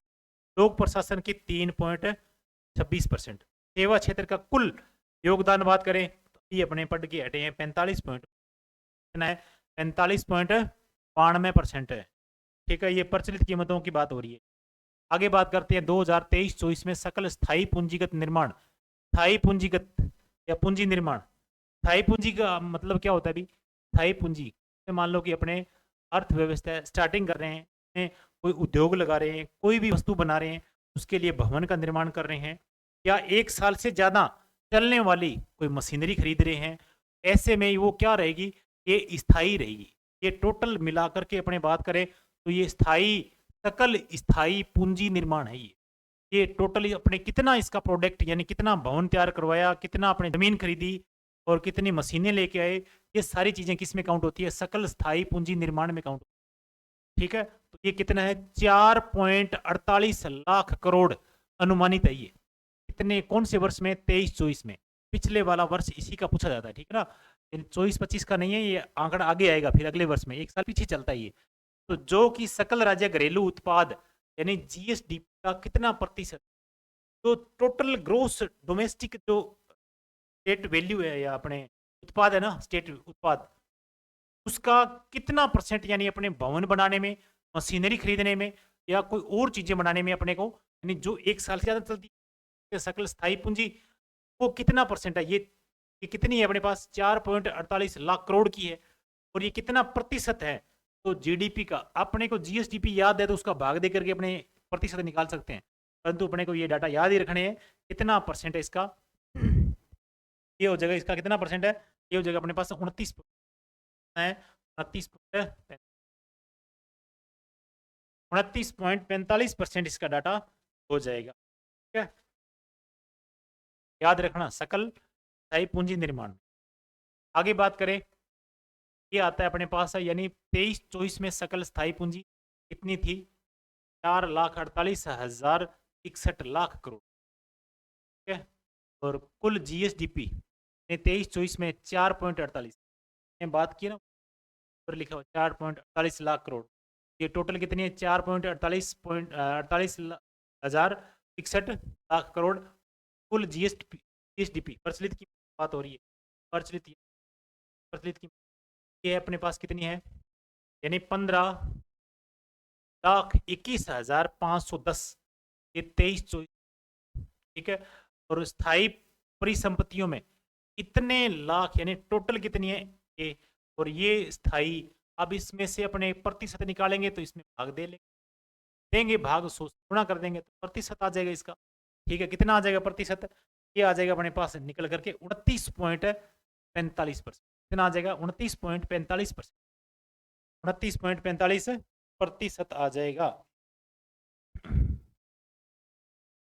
स्थायी परिसंपत्तियों से तात्पर्य एक वर्ष से अधिक, देखो एक वर्ष से अधिक अवधि के सर्जित परिसंपत्तियों में से निस्तारित परिसंपत्तियां माइनस करके, जो सर्जित यानी जिसका जो परिसंपत्तियां बनाएंगे अपने सर्जन करेंगे और निस्तारण भी करने वाली कुछ पुरानी संपत्ति है उनमें अपने क्या कर देंगे, निस्तारण कर देंगे। तो निस्तारण करके और उसके बाद में जो घटा करके जो शेष बचेगा रहेगा अपने पास है स्थायी परिसंपत्ति।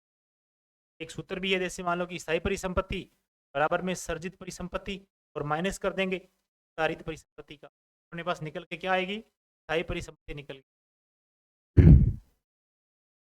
28 नंबर प्रश्न में देखिए, राजस्थान का थोक मूल्य सूचकांक, अब अपने सूचकांक की बात आ गई ना, थोक मूल्य और अपने होलसेल बोलते हैं ना, जैसे मान लो कि होल प्राइस सूचकांक, होल प्राइस सूचकांक इंडेक्स, WPI, क्या आ जाएगा इसका, WPI के बारे में कौन सा कथन, ये जो थोक मूल्य सूचकांक जो निकालते हैं ना, ये इसके बारे में ये कथन दे रखे हैं, इनके बारे में बात करते हैं, ठीक है। थोक मूल्य या थोक स्तर पर मुद्रास्फीति का मापन करना, तो मापन करते हैं मुद्रास्फीति का मापन स्तर पर, ये करते हैं थोक स्तर पर करते हैं, ये भी ठीक बात है।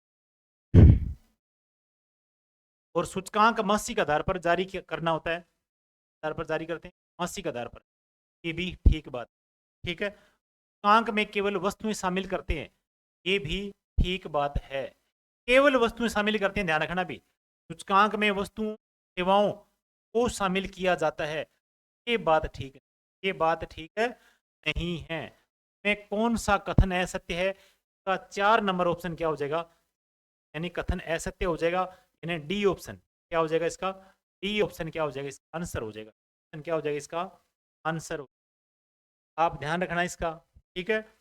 में क्या है, थोक मूल्य सूचकांक में सेवाओं को शामिल नहीं किया जाता है, यानी सेवाओं को शामिल नहीं किया जाता है, सेवाओं को मूल्य शामिल नहीं किया जाता है, केवल और केवल क्या इसमें, केवल और केवल अपने पास क्या है, वस्तुएं, केवल और केवल क्या होती है, वस्तुएं शामिल होती है, क्या होती है, वस्तुएं शामिल कर। WPI यानी राजस्थान का थोक मूल्य सूचकांक होलसेल प्राइस इंडेक्स, WPI का आधार वर्ष क्या है, आधार वर्ष की बात करेंगे, देखो आधार वर्ष क्या है, आधार वर्ष की बात करें, याद रखना इसमें WPI का WPI राजस्थान स्तर पर आधार वर्ष की बात करें, इंडिया लेवल पर अलग है और राजस्थान लेवल पर 1999-2000 है। कितना है? 1999-2000 है। 1999-2 ये 11/12 जो है ना, फिर कीमत का आधार वर्ष है। ये नए की इसका WPI का आधार वर्ष है 1999-2000। 1999-2000 ठीक है, तो ये हो जाएगा।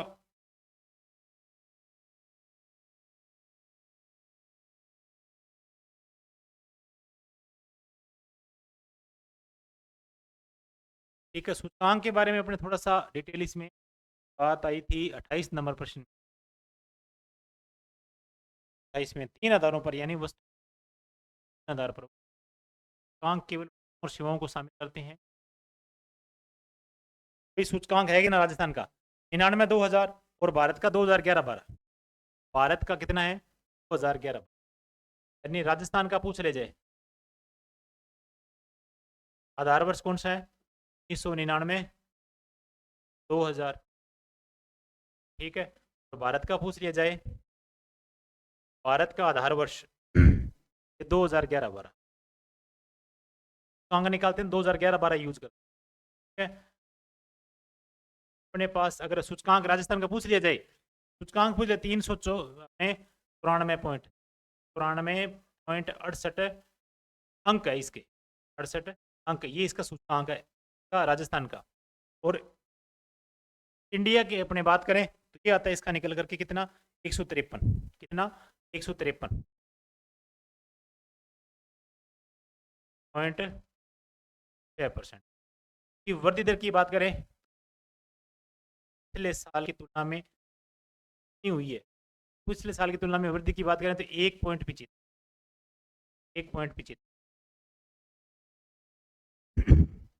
99-2000 ठीक है। 2011-12 इंडिया का ठीक है, इंडेक्स निकालते हैं तो। और अखिल भारतीय थोक मूल्य सूचकांक देखो, अखिल भारतीय थोक मूल्य सूचकांक, अगर अखिल भारतीय थोक मूल्य सूचकांक की बात करें क्या आता है इसका?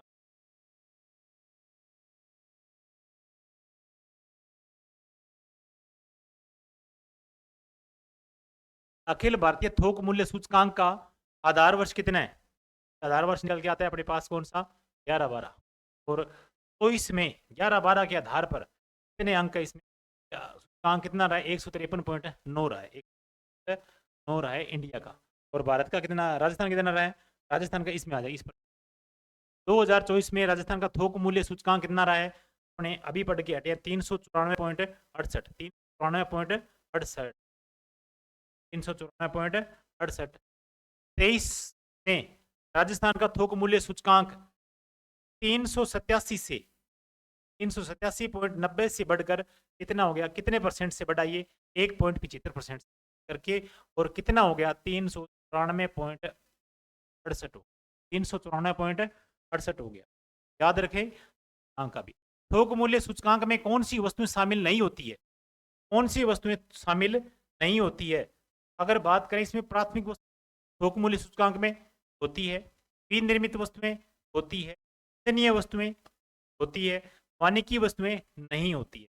कहने का मतलब ये है कि अगर मान लो कि थोक मूल्य सूचकांक है, इसमें थोक मूल्य सूचकांक में कौन कौन सी वस्तुएं शामिल होती है? प्राथमिक वस्तु करते हैं इसमें, और विनिर्मित वस्तुएं उसको भी शामिल करते हैं, और ईंधनीय वस्तुएं भी शामिल करते हैं। कहने का मतलब एक तरीके से प्राथमिक, ये द्वितीयक और ये तृतीयक, इन वस्तुओं को शामिल करते हैं। और वानिकी वस्तुएं इसमें नहीं करते, वानिकी वस्तु शामिल नहीं करते हैं। याद रखना ये सारी चीजें, यानी तीनों चीजें इसमें शामिल करते हैं। ये कौन सा आंसर क्या हो जाएगा इसका? आंसर हो जाएगा पास है वानिकी और वस्तुएं नहीं होती। आगे बात करें, आगे बात आती है इसमें प्राथमिक वस्तुएं। प्राथमिक वस्तुएं है कितनी अपने पास? प्राथमिक वस्तुएं है अपने पास कितनी? ये जो सर्वाधिक है ये क्या है? सर्वाधिक। और जो सेकेंडरी वस्तुएं अपने कह सकते हैं विनिर्मित वस्तुएं, वो अपने पास कितनी है? वो अपने पास आती है 69। कितनी है? 69। अगर अपने बात करें ईंधनीय वस्तुएं कितनी है? 10। ये प्रश्न पूछे जा सकते हैं, 10 याद रखना भी। याद रखना है टोटल, ठीक है। ये 75, 69, 10 और टोटल की बात करें तो टोटल यानी थोक मूल्य सूचकांक में टोटल कितनी आती है। टोटल की बात करें तो 154 आती है। वस्तुओं, कितने वस्तुओं को शामिल किया गया है, 154 वस्तुओं को शामिल किया गया। टोटल में अगर कुल वस्तुओं में कितनी वस्तुएं यानी शामिल की गई है 154। सर्वाधिक भारांश की बात करें, निर्मित वस्तुओं का भारांश है कितना, विनिर्मित वस्तुओं का भारांश वैल्यू के हिसाब से, वैल्यू के हिसाब से भारांश कह सकते हैं। सर्वाधिक यानी संख्या की बात करें, संख्या तो किसकी है, प्राथमिक, ठीक है, ये सर्वाधिक है संख्या की दृष्टि से रही। और वैल्यू के हिसाब से अपने भारांश के हिसाब से बात करें तो विनिर्मित वस्तु परसेंटेज। और वृद्धि दर की बात करें तो ये किसकी ज्यादा है, ये है प्राथमिक। और विनिर्मित उत्पाद है इसकी वृद्धि दर कितनी है, 1.40, कितनी है 1.46। ऐसे मामले में प्राथमिक वस्तुओं की जो वैल्यू है, जो वृद्धि दर है वो क्या है, ज्यादा है।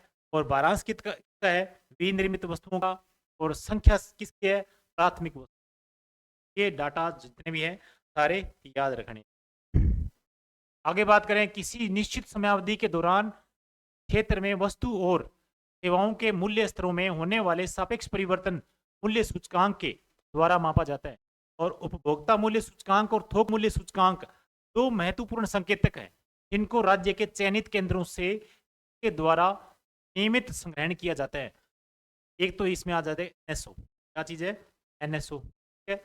और एक इसमें आता है श्रम ब्यूरो चंडीगढ़, ठीक है। एक आता है राजस्व मंडल अजमेर, और एक आता है आर्थिक एवं सांख्यिकी निदेशालय राजस्थान। इसका मुख्यालय कहाँ पर है, इसका मुख्यालय है जयपुर में। इसका सही आंसर क्या हो जाएगा, इसका सही आंसर हो जाएगा आर्थिक एवं सांख्यिकी निदेशालय जयपुर।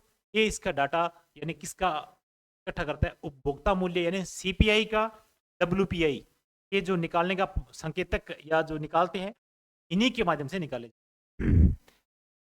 ये निदेशालय डाटा इकट्ठा करता है, उसके माध्यम से सूचकांक निकाले जाते हैं। आगे बात करें, उपभोक्ता मूल्य सूचकांक यानी कंज्यूमर प्राइस इंडेक्स, या आपने बोलते हैं सीपीआई, क्या बोलेंगे इसको, सीपीआई बोलेंगे। सीपीआई के बारे में निम्न कथनों पर विचार करना है। कौन कौन से विचार है, जैसे मान लो विचार ये है किसमें, उपभोक्ता मूल्य सूचकांक एक समयावधि के अंतर्गत वस्तु तथा सेवाओं के खुदरा मूल्य में आए परिवर्तनों को मापता है, ठीक बात है। उपभोक्ता मूल्य सूचकांक क्या करता है, एक समय अवधि के अंतर्गत वस्तु तथा सेवाओं के खुदरा मूल्य में आए परिवर्तनों को मापता है, ये भी सही बात है। और यह मूल्य सूचकांक प्रति माह जारी किया जाता है, यह भी सही बात है, यानी ये प्रति माह जारी किया जाता है। और ये परिवर्तन वस्तु और सेवाओं के मूल्य, ठीक है। यह सूचकांक प्रत्येक उपभोक्ता के लिए कीमत स्तर में होने वाले उतार चढ़ाव को दर्शाता है, ये भी सही बात है। सरकार मुद्रास्फीति के लिए थोक मूल्य सूचकांक की तुलना में उपभोक्ता मूल्य सूचकांक, देखो सरकार क्या करती है, मुद्रास्फीति के लिए थोक मूल्य सूचकांक है ना, कहें कि इसकी तुलना में क्या करती है, सीपीआई कह सकते हैं इसको, उपभोक्ता मूल्य सूचकांक जो है ना अधिक महत्व देती, इसलिए ये भी बात सही है। इसका आंसर कौन सा आ जाएगा अपने पास है, अपने पास चारों बातें सही है। इसका आंसर क्या आ जाएगा, 1 2 3 4 का आंसर ये निकल के आ जाएगा। अगला प्रश्न की बात करें, नेक्स्ट प्रश्न, निम्नलिखित में से यानी कौन सी श्रेणियां या श्रेणियों का सीपीआई जारी किया जाता है, कौन कौन सी श्रेणियों का सीपीआई जारी करते हैं, ये बात आती है अपने पास है। औद्योगिक श्रमिकों हेतु, ठीक बात है, ये भी श्रमिकों हेतु, ये भी ठीक बात है। ग्रामीण श्रमिकों हेतु, ये भी सही बात है। और यहाँ पर ग्रामीण, शहरी और संयुक्त, इनके लिए भी है, यानी औद्योगिक श्रमिक है इनके लिए भी इंडेक्स तैयार किया जाता है, जारी किया जाता है। और कृषि श्रमिक है उनके भी इंडेक्स जारी किए जाते हैं। और ग्रामीण श्रमिक है उनके इंडेक्स अलग से जारी किए जाते हैं। और ग्रामीण और शहरी है उनके लिए भी संयुक्त रूप से इंडेक्स जारी किए जाते हैं। ऐसे में ये चारों कथन क्या हो जाएंगे, सही हो जाएंगे। तो अपना आंसर क्या हो जाएगा, डी, 1 2 3 4। आगे बात करते हैं, बेमेल को चयन करना। बेमेल क्या करना है, इसमें आधार वर्ष दे रखा है एक तरफ है और एक तरफ दे रखा है सीपीआई। सीपीआई का मतलब है कि इसमें कंज्यूमर प्राइस इंडेक्स के इस श्रेणी में से अपने को आधार वर्ष से मिलान करना है। तो मिलान करेंगे तो ये आ जाएगा कितना, औद्योगिक श्रमिकों का आधार वर्ष कितना है, औद्योगिक श्रमिकों का आधार वर्ष की बात करें तो ये निकल के आता है, यानी औद्योगिक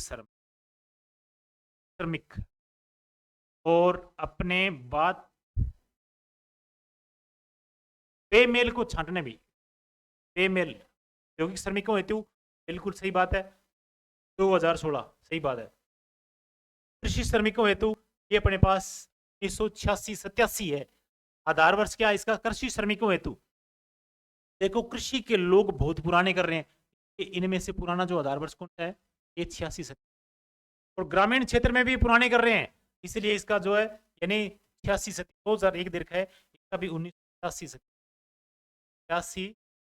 हो, ये इसका क्या हो जाएगा? इसका आधार बेमेल कौन सा है इसमें? बेमेल सी ऑप्शन है, इसमें सी ऑप्शन है, सी ऑप्शन है, ये क्या हो जाएगा इसका? नहीं, इसका सही क्या है?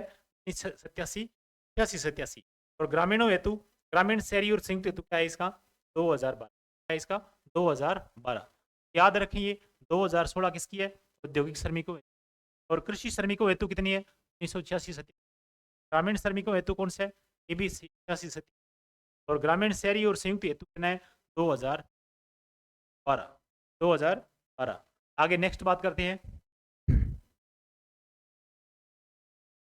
नेक्स्ट बात करें, जैसे हमारे सीपीए की श्रेणियों के जारीकर्ता में बेमेल का चयन करना है।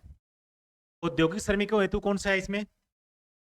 कौन जारी करता है डाटा इसका? श्रम ब्यूरो चंडीगढ़। और कृषि श्रमिकों हेतु श्रम ब्यूरो चंडीगढ़, सही है। ग्रामीण श्रमिकों हेतु ये आर्थिक एवं सांख्यिकी निदेशालय, ये सही नहीं है इसका, ये भी क्या हो जाएगा? श्रम ब्यूरो चंडीगढ़, श्रम ब्यूरो चंडीगढ़ हो जाएगा इसका।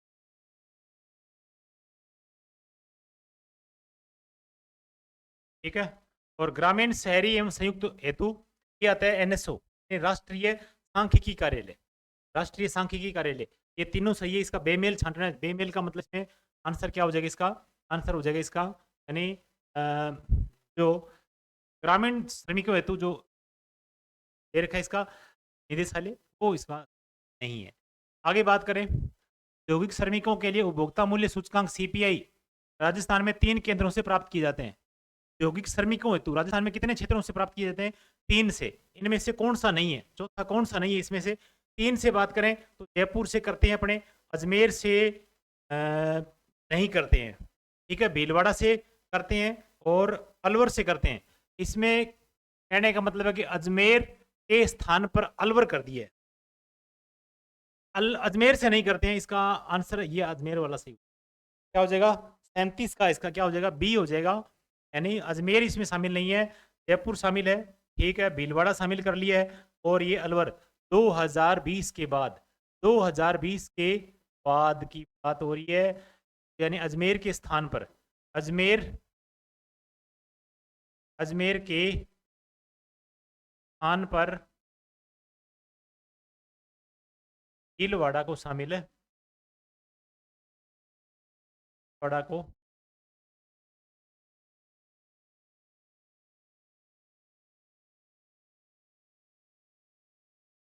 नेक्स्ट बात करें, सितंबर 2020 से यानी अजमेर, सितंबर 2020 से अजमेर के स्थान पर किसको शामिल कर लिया है? अलवर को। अजमेर के स्थान यहाँ पर अजमेर के स्थान पर किसको है? अजमेर के स्थान पर अलवर को, किसको? अलवर को।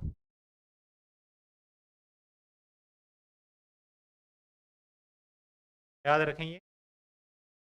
नेक्स्ट बात करें, 38 नंबर प्रश्न, यानी 2023-24 में राजस्थान का राजस्व घाटा कितना रहा है? राजस्व घाटा, राजस्व घाटा कैसे ज्ञात करते हैं अभी? राजस्व घाटा का मतलब ये होता है कि कुल राजस्व व्यय, टोटल खर्च कितना की है और उसमें से अपने को प्राप्ति कितनी हुई है। प्राप्ति, व्यय ज्यादा है, प्राप्तियां कम है। व्यय तो कितना है?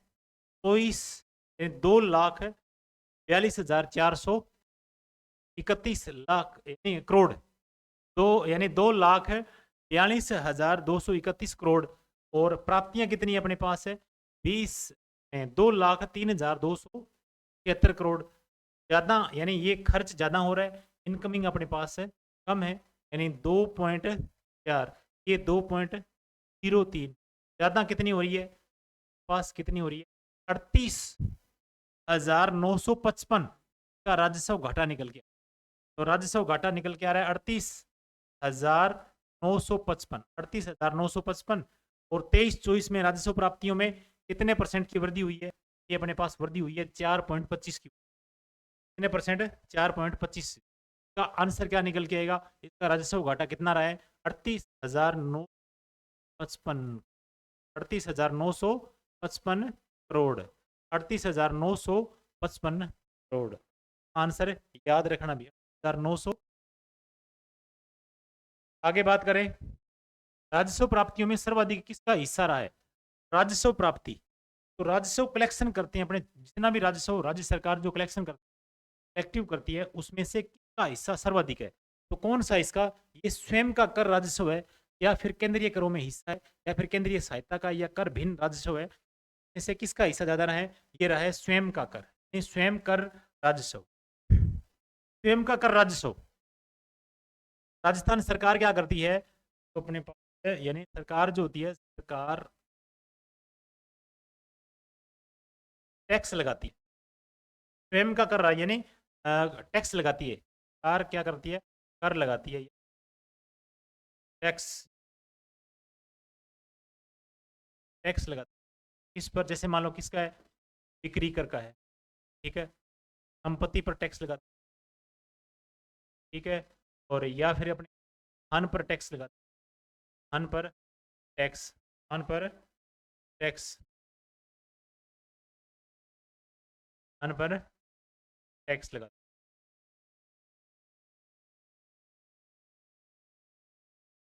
टैक्स।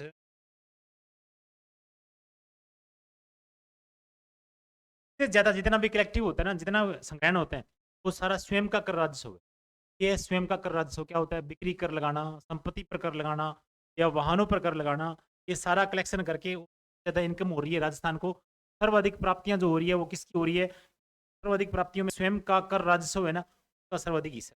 ठीक है, आगे बात करें, निम्नलिखित कथनों पर विचार करना है। विचार कैसे करेंगे? यानी राजस्व प्राप्तियों में वृद्धि कितनी हुई है? वृद्धि अपने पास कितनी हुई है? 4.25%। एक बात है, विगत वर्ष की तुलना में राजस्व घाटा में वृद्धि दर्ज की गई है, ये भी ठीक बात है। वृद्धि दर्ज की गई है विगत वर्ष की तुलना में। विगत वर्ष की तुलना में वृद्धि दर्ज की गई है, कितने परसेंट है? ये जीडीपी का, यानी अगर बात करें तो जीडीपी का योगदान इसका कितना है? वृद्धि दर्ज, ठीक है भाई, ये भी सही है। और राजस्व प्राप्तियों में सर्वाधिक योगदान स्वयं का कर राजस्व, ये भी सही, ये अपने पढ़ के आए। जैसे मान लो कि स्वयं का कर राजस्व, स्वयं का कर राजस्व, ये भी सबसे ज्यादा यानी प्राप्तियां जो हो रही है सर्वाधिक यहाँ से हो रही है। अगर बात करें राज्य के स्वयं की कर राजस्व में 7.72 की वृद्धि हुई, ये भी क्या है इसमें? सही है, 7.72 कर राजस्व की वृद्धि हुई। इसका आंसर क्या हो जाएगा? इसका आंसर एक दो एक दो तीन चार, इसका डी ऑप्शन क्या हो जाएगा? सही।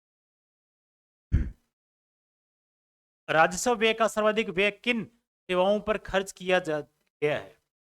तो राजस्व व्यय का, अब राजस्व व्यय करते हैं, सरकार व्यय कर रही है, राजस्व से इनकम या प्राप्तियां होती है, उसके बाद में व्यय किया जाता है। व्यय किन पर ज्यादा हो रही है? सर्वाधिक व्यय जो हो रही है सामाजिक सेवा पर, सामाजिक सेवाओं पर। ठीक है, आगे बात करें सामाजिक सेवाओं पर कितना हो रहा है अपने पास, यानी सामाजिक सेवा यानी 42.6%। सामान्य सेवाओं पर कितनी कर रही है? सामान्य सेवाओं पर ये होती है 32.07। आर्थिक सेवाओं पर बात करें, ये होती है 25.87। आर्थिक सेवाओं पर, सामाजिक सेवाएं, इनका अगर मान लो कि क्रम देखें, अवरोही क्रम देखें, सामाजिक सेवाएं, और उसके बाद में थोड़ा कम इसमें से सामान्य सेवाएं, और उससे कम आर्थिक सेवाएं। सर्वाधिक इसका है सामाजिक सेवाओं का योगदान के हिसाब से क्रम देखें तो सामाजिक सेवा सर्वाधिक, बाद में सामान्य सेवाओं का, उसके बाद में आर्थिक सेवा। ठीक है, तो ऐसे ये क्रम रहेगा। आगे बात करें, वर्ष 2023-24 में पूंजीगत परिव्यय कितना रहा? पूंजीगत परिव्यय कितना रहा वर्ष 2023-24 में, जो कि गत वर्ष 22-23 में यानी 34.6%, 34.6% अधिक है गत वर्ष से। अब वर्तमान में 26,646, 26,646 इसका 23-24 में पूंजीगत परिव्यय।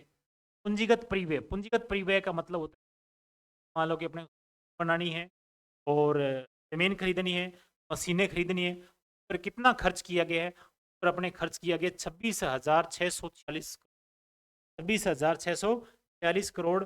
और ये अपने पास कितना परसेंट है, ये टोटल जीडीपी का नहीं, वित्त वर्ष की तुलना में ये 34.6% इसमें वृद्धि हुई। राज्य की राजकोषीय देनदारियों, ऋण ऋण एवं अन्य दायित्वों में सर्वाधिक हिस्सा कौन से घटक का है? देखो देनदारियों, देनदारियों में बात करें ये आती है राजकोषीय देनदारियों में बात करें, मान लो कि ऋण ऋण देते हैं, ठीक है, ऋण उठा रखा है अपने, देनदारियों में ऋण है या अन्य दायित्व है, ये सर्वाधिक हिस्सा कौन सा है? सर्वाधिक है आंतरिक ऋण, अपने ही देश से कोई ऋण ले लिया, ठीक है, और किसी अन्य दायित्व के रूप में अपने पैसा ले रखा है और उसमें देनदारियां यानी देने देने हैं, वो देने हैं, तो इसका मतलब है कि सर्वाधिक अपने ऋण के रूप में है, वो कौन सा ऋण है? आरक्षित नीति वाला है या राज्य बीमा वाला है या केंद्र सरकार से कोई ऋण ले रखा है?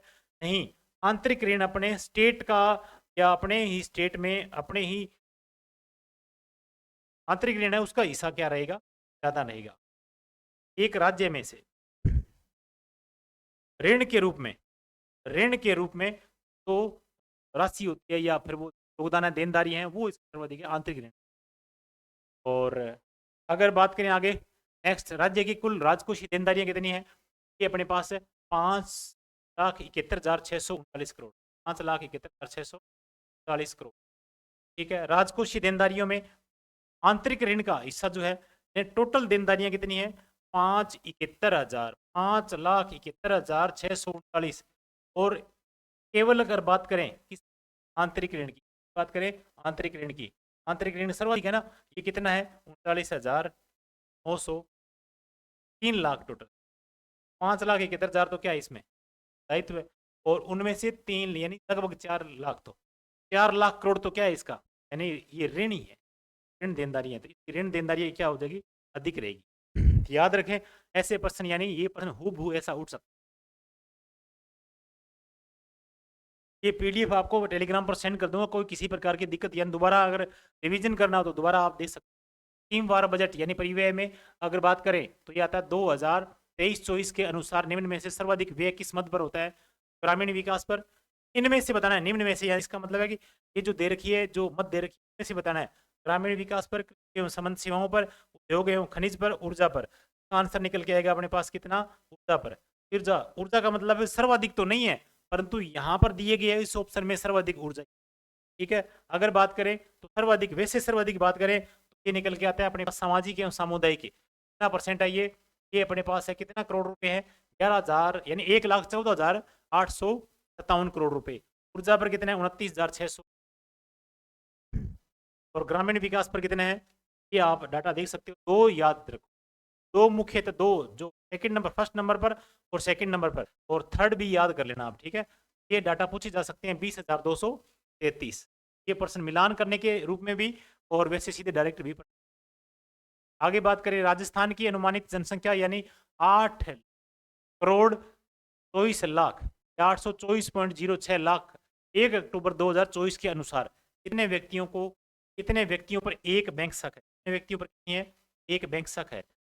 एक बैंक शाखा की बात करें कितने व्यक्तियों पर है? ये 95, 60 या 98, 60, बताइए इनमें से कौन सा है? 45 नंबर पर ये इसका हो जाएगा 96, 60। आंसर क्या निकल के आता है? 96, 60 व्यक्तियों पर एक बैंक, 9,660 व्यक्तियों पर एक बैंक शाखा है। ये प्रश्न, ऐसे प्रश्न पूछे जा सकते हैं, आजकल ये ट्रेंड में है ये प्रश्न, ठीक है। तो ये टोटल जनसंख्या 1 अक्टूबर 2024 के अनुसार अगर बात करें तो ये आती है अपने पास 9,660 जो व्यक्ति है, उसमें से तो बैंक शाखा है वो अपने पास है कितनी है? एक बैंक शाखा, ठीक है। आगे बात करें राज्य में डिजिटल भुगतान के संबंध में कौन सा कथन सही है? सही नहीं है, याद रखो इसको, सही नहीं है। ये ये चीजें याद रखनी है। इससे प्रश्न यानी अपने को आते होते हैं ना, वो भी प्रश्न गलत कर बैठते हैं। राज्य के सभी जिलों को 100% हेतु चयन किया गया बात है। इसका लाभ जन आधार कार्ड के माध्यम से मिलेगा, यानी 100% की बात हो रही है, ये भी सही बात है। और यहाँ पर जन आधार कार्ड के माध्यम से लाभ मिलेगा, ये भी सही बात है। जिला पंचायत समिति स्तर पर विभिन्न सेवाएं प्रदाता बिंदुओं से नगद या वित्तीय लेन देन की सेवाएं प्राप्त कर सकते हैं। में से ये प्रश्न निकल के आता है, में जिला तो है, पंचायत समिति भी, और प्लस में इसके क्या है, प्लस के ग्राम पंचायत क्या है, इसमें ग्राम पंचायत यहाँ पर दिक्कत आ रही है, यहाँ पर दिक्कत है, इस तो ग्राम पंचायत भी प्लस में है, ध्यान रखना। इन स्तर पर यानी विभिन्न सेवा प्रदाता यानी बिंदुओं को या अपने कह सकते हैं कि उनको केंद्रों को स्थापित कर रखा है जहां पर नगद या वित्तीय लेन देन की सेवाएं प्राप्त कर सकते हैं। और ऐसे लेन देन को सक्षम बनाने के लिए राज्य सरकार बैंक शाखा के माध्यम से या बैंक शाखा के साथ साथ में 90,000 से भी ज्यादा क्या कर रखे हैं कियोस्क या ई मित्र या माइक्रो एटीएम कार्यरत है। इतना सा आप याद रखोगे, कौन सा कथन असत्य है, यहाँ पर ये 3 नंबर ऑप्शन क्या हो जाएगा, सही या गलत हो, असत्य क्या हो जाएगा, असत्य। 3 नंबर ऑप्शन क्या हो जाएगा, असत्य हो जाएगा। यहाँ पर असत्य होने की वजह क्या है, इसमें पंचायत समिति है, ठीक है, जिला स्तर भी है और ग्राम पंचायत नहीं लिखा है इसमें, ग्राम पंचायत इसके साथ में प्लस है। आगे बात करें, स्टैंड अप इंडिया योजना के संबंध में कौन सा कथन गलत है, कौन सा कथन इसमें क्या है, गलत है। गलत वाला ऑप्शन जो है पहले अपने को छांट लेना है, इसमें कौन सा कथन जो है ये गलत वाला है। यह योजना SC ST और महिला उद्यमियों में उद्यमिता को बढ़ाने के लिए यानी औद्योगिक प्रवृत्ति को बढ़ाने के लिए ये प्रोत्साहित करती है, ठीक बात है। इस योजना का समग्र यानी ये SC और ST महिला उद्यमिता और बाकी कैटेगरी नहीं है, इसमें ध्यान रखना भी, ठीक है। और इस योजना का समग्र उद्देश्य संस्थागत ऋण देना या सेवा से वंचित आबादी तक कितना ऋण देना है, 10 लाख से 1 करोड़ रुपए तक का ऋण सुविधा। संस्थागत ऋण सेवा से, बैंक से, ठीक है, ऐसे समग्र योजना ये क्या है कि संस्थागत ऋण सेवा से वंचित आबादी जो है ना 10 लाख से लेकर 1 करोड़ तक का ऋण देना है। यह ऋण जो है 10 वर्ष की अवधि के लिए दिया जाता है।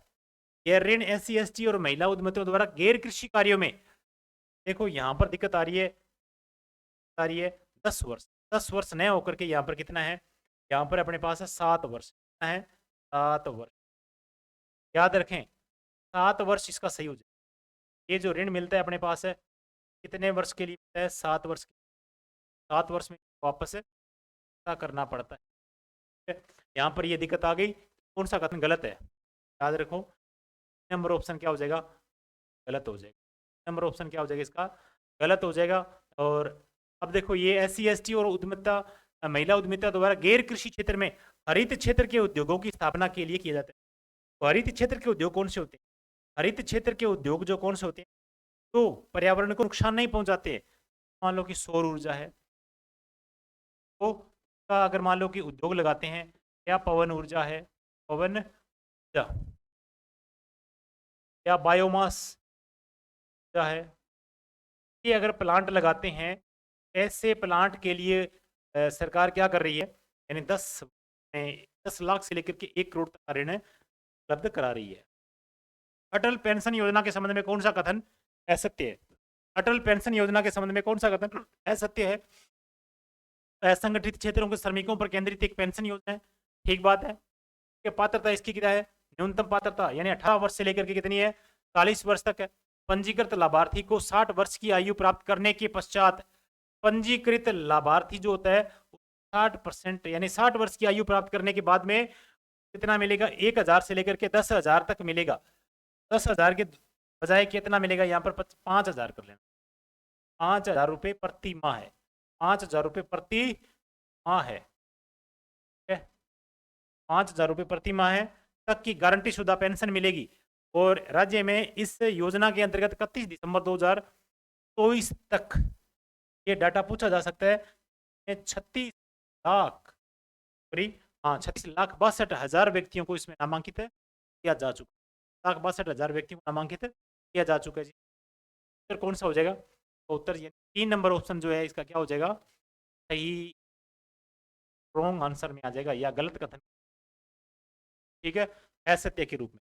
आगे बात करें, आगे GSDP में कौन सी मदों को शामिल किया जाता है, GSDP में मद कौन सी है, या इनमें से बताना है अपने को GSDP का मतलब क्या है। GSDP में ऐसे % भी प्रारंभिक वस्तुओं के मूल्य को या मध्यवर्ती वस्तुओं के मूल्य को, या फिर केवल अंतिम वस्तुओं के मूल्य को, या फिर अंतिम वस्तु या फिर सेवा के मौद्रिक मूल्य को। इसका आंसर क्या हो जाएगा? यानी अंतिम वस्तु और सेवा के मौद्रिक मूल्य, इसका आंसर निकल के सामने आएगा। डी ऑप्शन क्या हो जाएगा? डी जो है वो क्या हो जाएगा? सही हो जाएगा। प्रधानमंत्री सुरक्षा बीमा योजना पीएमएसबीआई के अंतर्गत 31 दिसंबर 2024 तक कितने व्यक्तियों का नामांकन किया जा रहा है या किया गया है? ऐसा प्रश्न अपने पास 50% लास्ट प्रश्न है ये, और इसमें बात हो रही है पीएम, प्रधानमंत्री सुरक्षा बीमा योजना की बात हो रही है। 31 दिसंबर लास्ट डाटा इसका 2024 तक कितने व्यक्तियों का नामांकन हो चुका है? का 200, यानी टोटल इसकी नामांकन की बात करें 238 पॉइंट है 07 लाख, 238 7 लाख व्यक्ति का नामांकन हो चुका। ठीक है, ये अपने पास है सारे प्रश्न हो गए भी। 50 प्रश्नों के माध्यम से पहला चैप्टर अपने पास क्या कर लिया है? कवर कर लिया। ठीक है, सारे प्रश्नों के माध्यम से पहला चैप्टर अपने क्या कर लिया है? कवर कर लिया है। और इसमें सारी बातें ऑप्शन सहित जो लिखी हुई है, सारी बातें ऑप्शन, जैसे मान लो कि ये ऑप्शन आ गया, ये ऑप्शन सहित और जो लिखी हुई बातें कुछ है मैंने अपनी तरफ से लिखा है, आपको साथ साथ में बताया है। ऐसी चीज़ें जैसे मान लो कि ये चीज़ें साथ ही आएगी, और ये पीडीएफ आपको मैं अभी सेंड कर देता हूँ या आपके टेलीग्राम पर। क्या ये पहला लेसन, और पहले लेसन के हिसाब से अपने बात कर ली पहले लेसन की, वैध आर्थिक प्रवृत्तियों का परिदृश्य है, और 1 से लेकर के 50% से लेकर के कितने 50% इन प्रश्नों को अपने शामिल कर लिया। और शामिल करने के बाद में अपने, यानी अपने क्या कर देंगे, इसको पीपीटी में क्या कर देंगे, कन्वर्ट कर देंगे। और पीपीटी में कन्वर्ट करने के बाद आपके पास पहुंच जाएगी, क्या पहुंच जाएगी? ये चीज़ें पहुंच जाएगी अभी। तो आप अपने टेलीग्राम, यानी वीडियो के डिस्क्रिप्शन में टेलीग्राम का लिंक मिल जाएगा, तो ज्वाइन कर लेना। ये पीडीएफ सेम टू सेम मिल जाएगी। और पीडीएफ मिलने के बाद में आपके पास फ़ोन में पीडीएफ होगी। कभी भी आप इतने, यानी पेपर देने जाओगे तो 5 मिनट में रिवीजन कर लोगे आप। 10 मिनट, मात्र 10 मिनट में आपका ये 50% रिवीजन हो जाएंगे। पहला लेसन कंप्लीट, दूसरा लेसन कंप्लीट, तीसरा भी कंप्लीट, चौथा भी कंप्लीट। ऐसे करते करते अपने ये लगभग, यानी 15-20 दिन में ये क्लासें पूरी होने वाली है। और आपके साथ आपके पास में सारी पीडीएफ होगी, उपलब्ध होगी। कोई भी प्रश्न हार नहीं जाने वाला है, और आपके प्रश्न यहीं से पूछ जाते हैं। इकोनॉमिक सर्वे से बाहर को कुछ नहीं आता है। योजनाएं जो करंट के मुद्दा होता है वो अपने बाहर से पूछ, और बाकी करंट के जितने भी कोई भी एग्जाम है उसमें लिखा हुआ है कि समसामयिकी विषय पर राजस्थान का और भारत का प्रश्न अगर लिखा हुआ है उसमें सिलेबस में, ये इकोनॉमिक सर्वे सबसे पहले इकोनॉमिक आता है, और इससे बाहर कुछ नहीं जाएगा। और अपने विस्तार से अपने पढ़ रहे हैं, विस्तार से पढ़ रहे हैं, इसका मतलब है कि एमसीक्यू के माध्यम से पूरा कर रहे हैं। और किताब नहीं पढ़ने की जरूरत है आपको। किताब पढ़ रखी है आपने तो रिविजन हो जाएगा, नहीं पढ़ रखी है तो आप रिविजन करते रहिए। और ये सभी आज की क्लास यहीं करते हैं, और उसके बाद में नेक्स्ट क्लास में मिलते हैं। अपने सेकंड जो आएगा वो आधारभूत ढांचा, और उसमें अपने पूरे जो योजनाएं हैं उनके बारे में अपने बात करेंगे। और इसके बारे में पूरा, यानी प्रश्नों के माध्यम से क्लासें काफ़ी लंबी हो रही है। लंबी के माध्यम से आप अपने बता सकते हो कि क्लासें छोटी करनी है या बड़ी करनी है। एक चैप्टर के हिसाब से एक क्लास मिलने, अगर आपका सुझाव हो तो ऐसा आप अपने कमेंट बॉक्स में दे सकते हो। ठीक है, जय हिंद, जय भारत।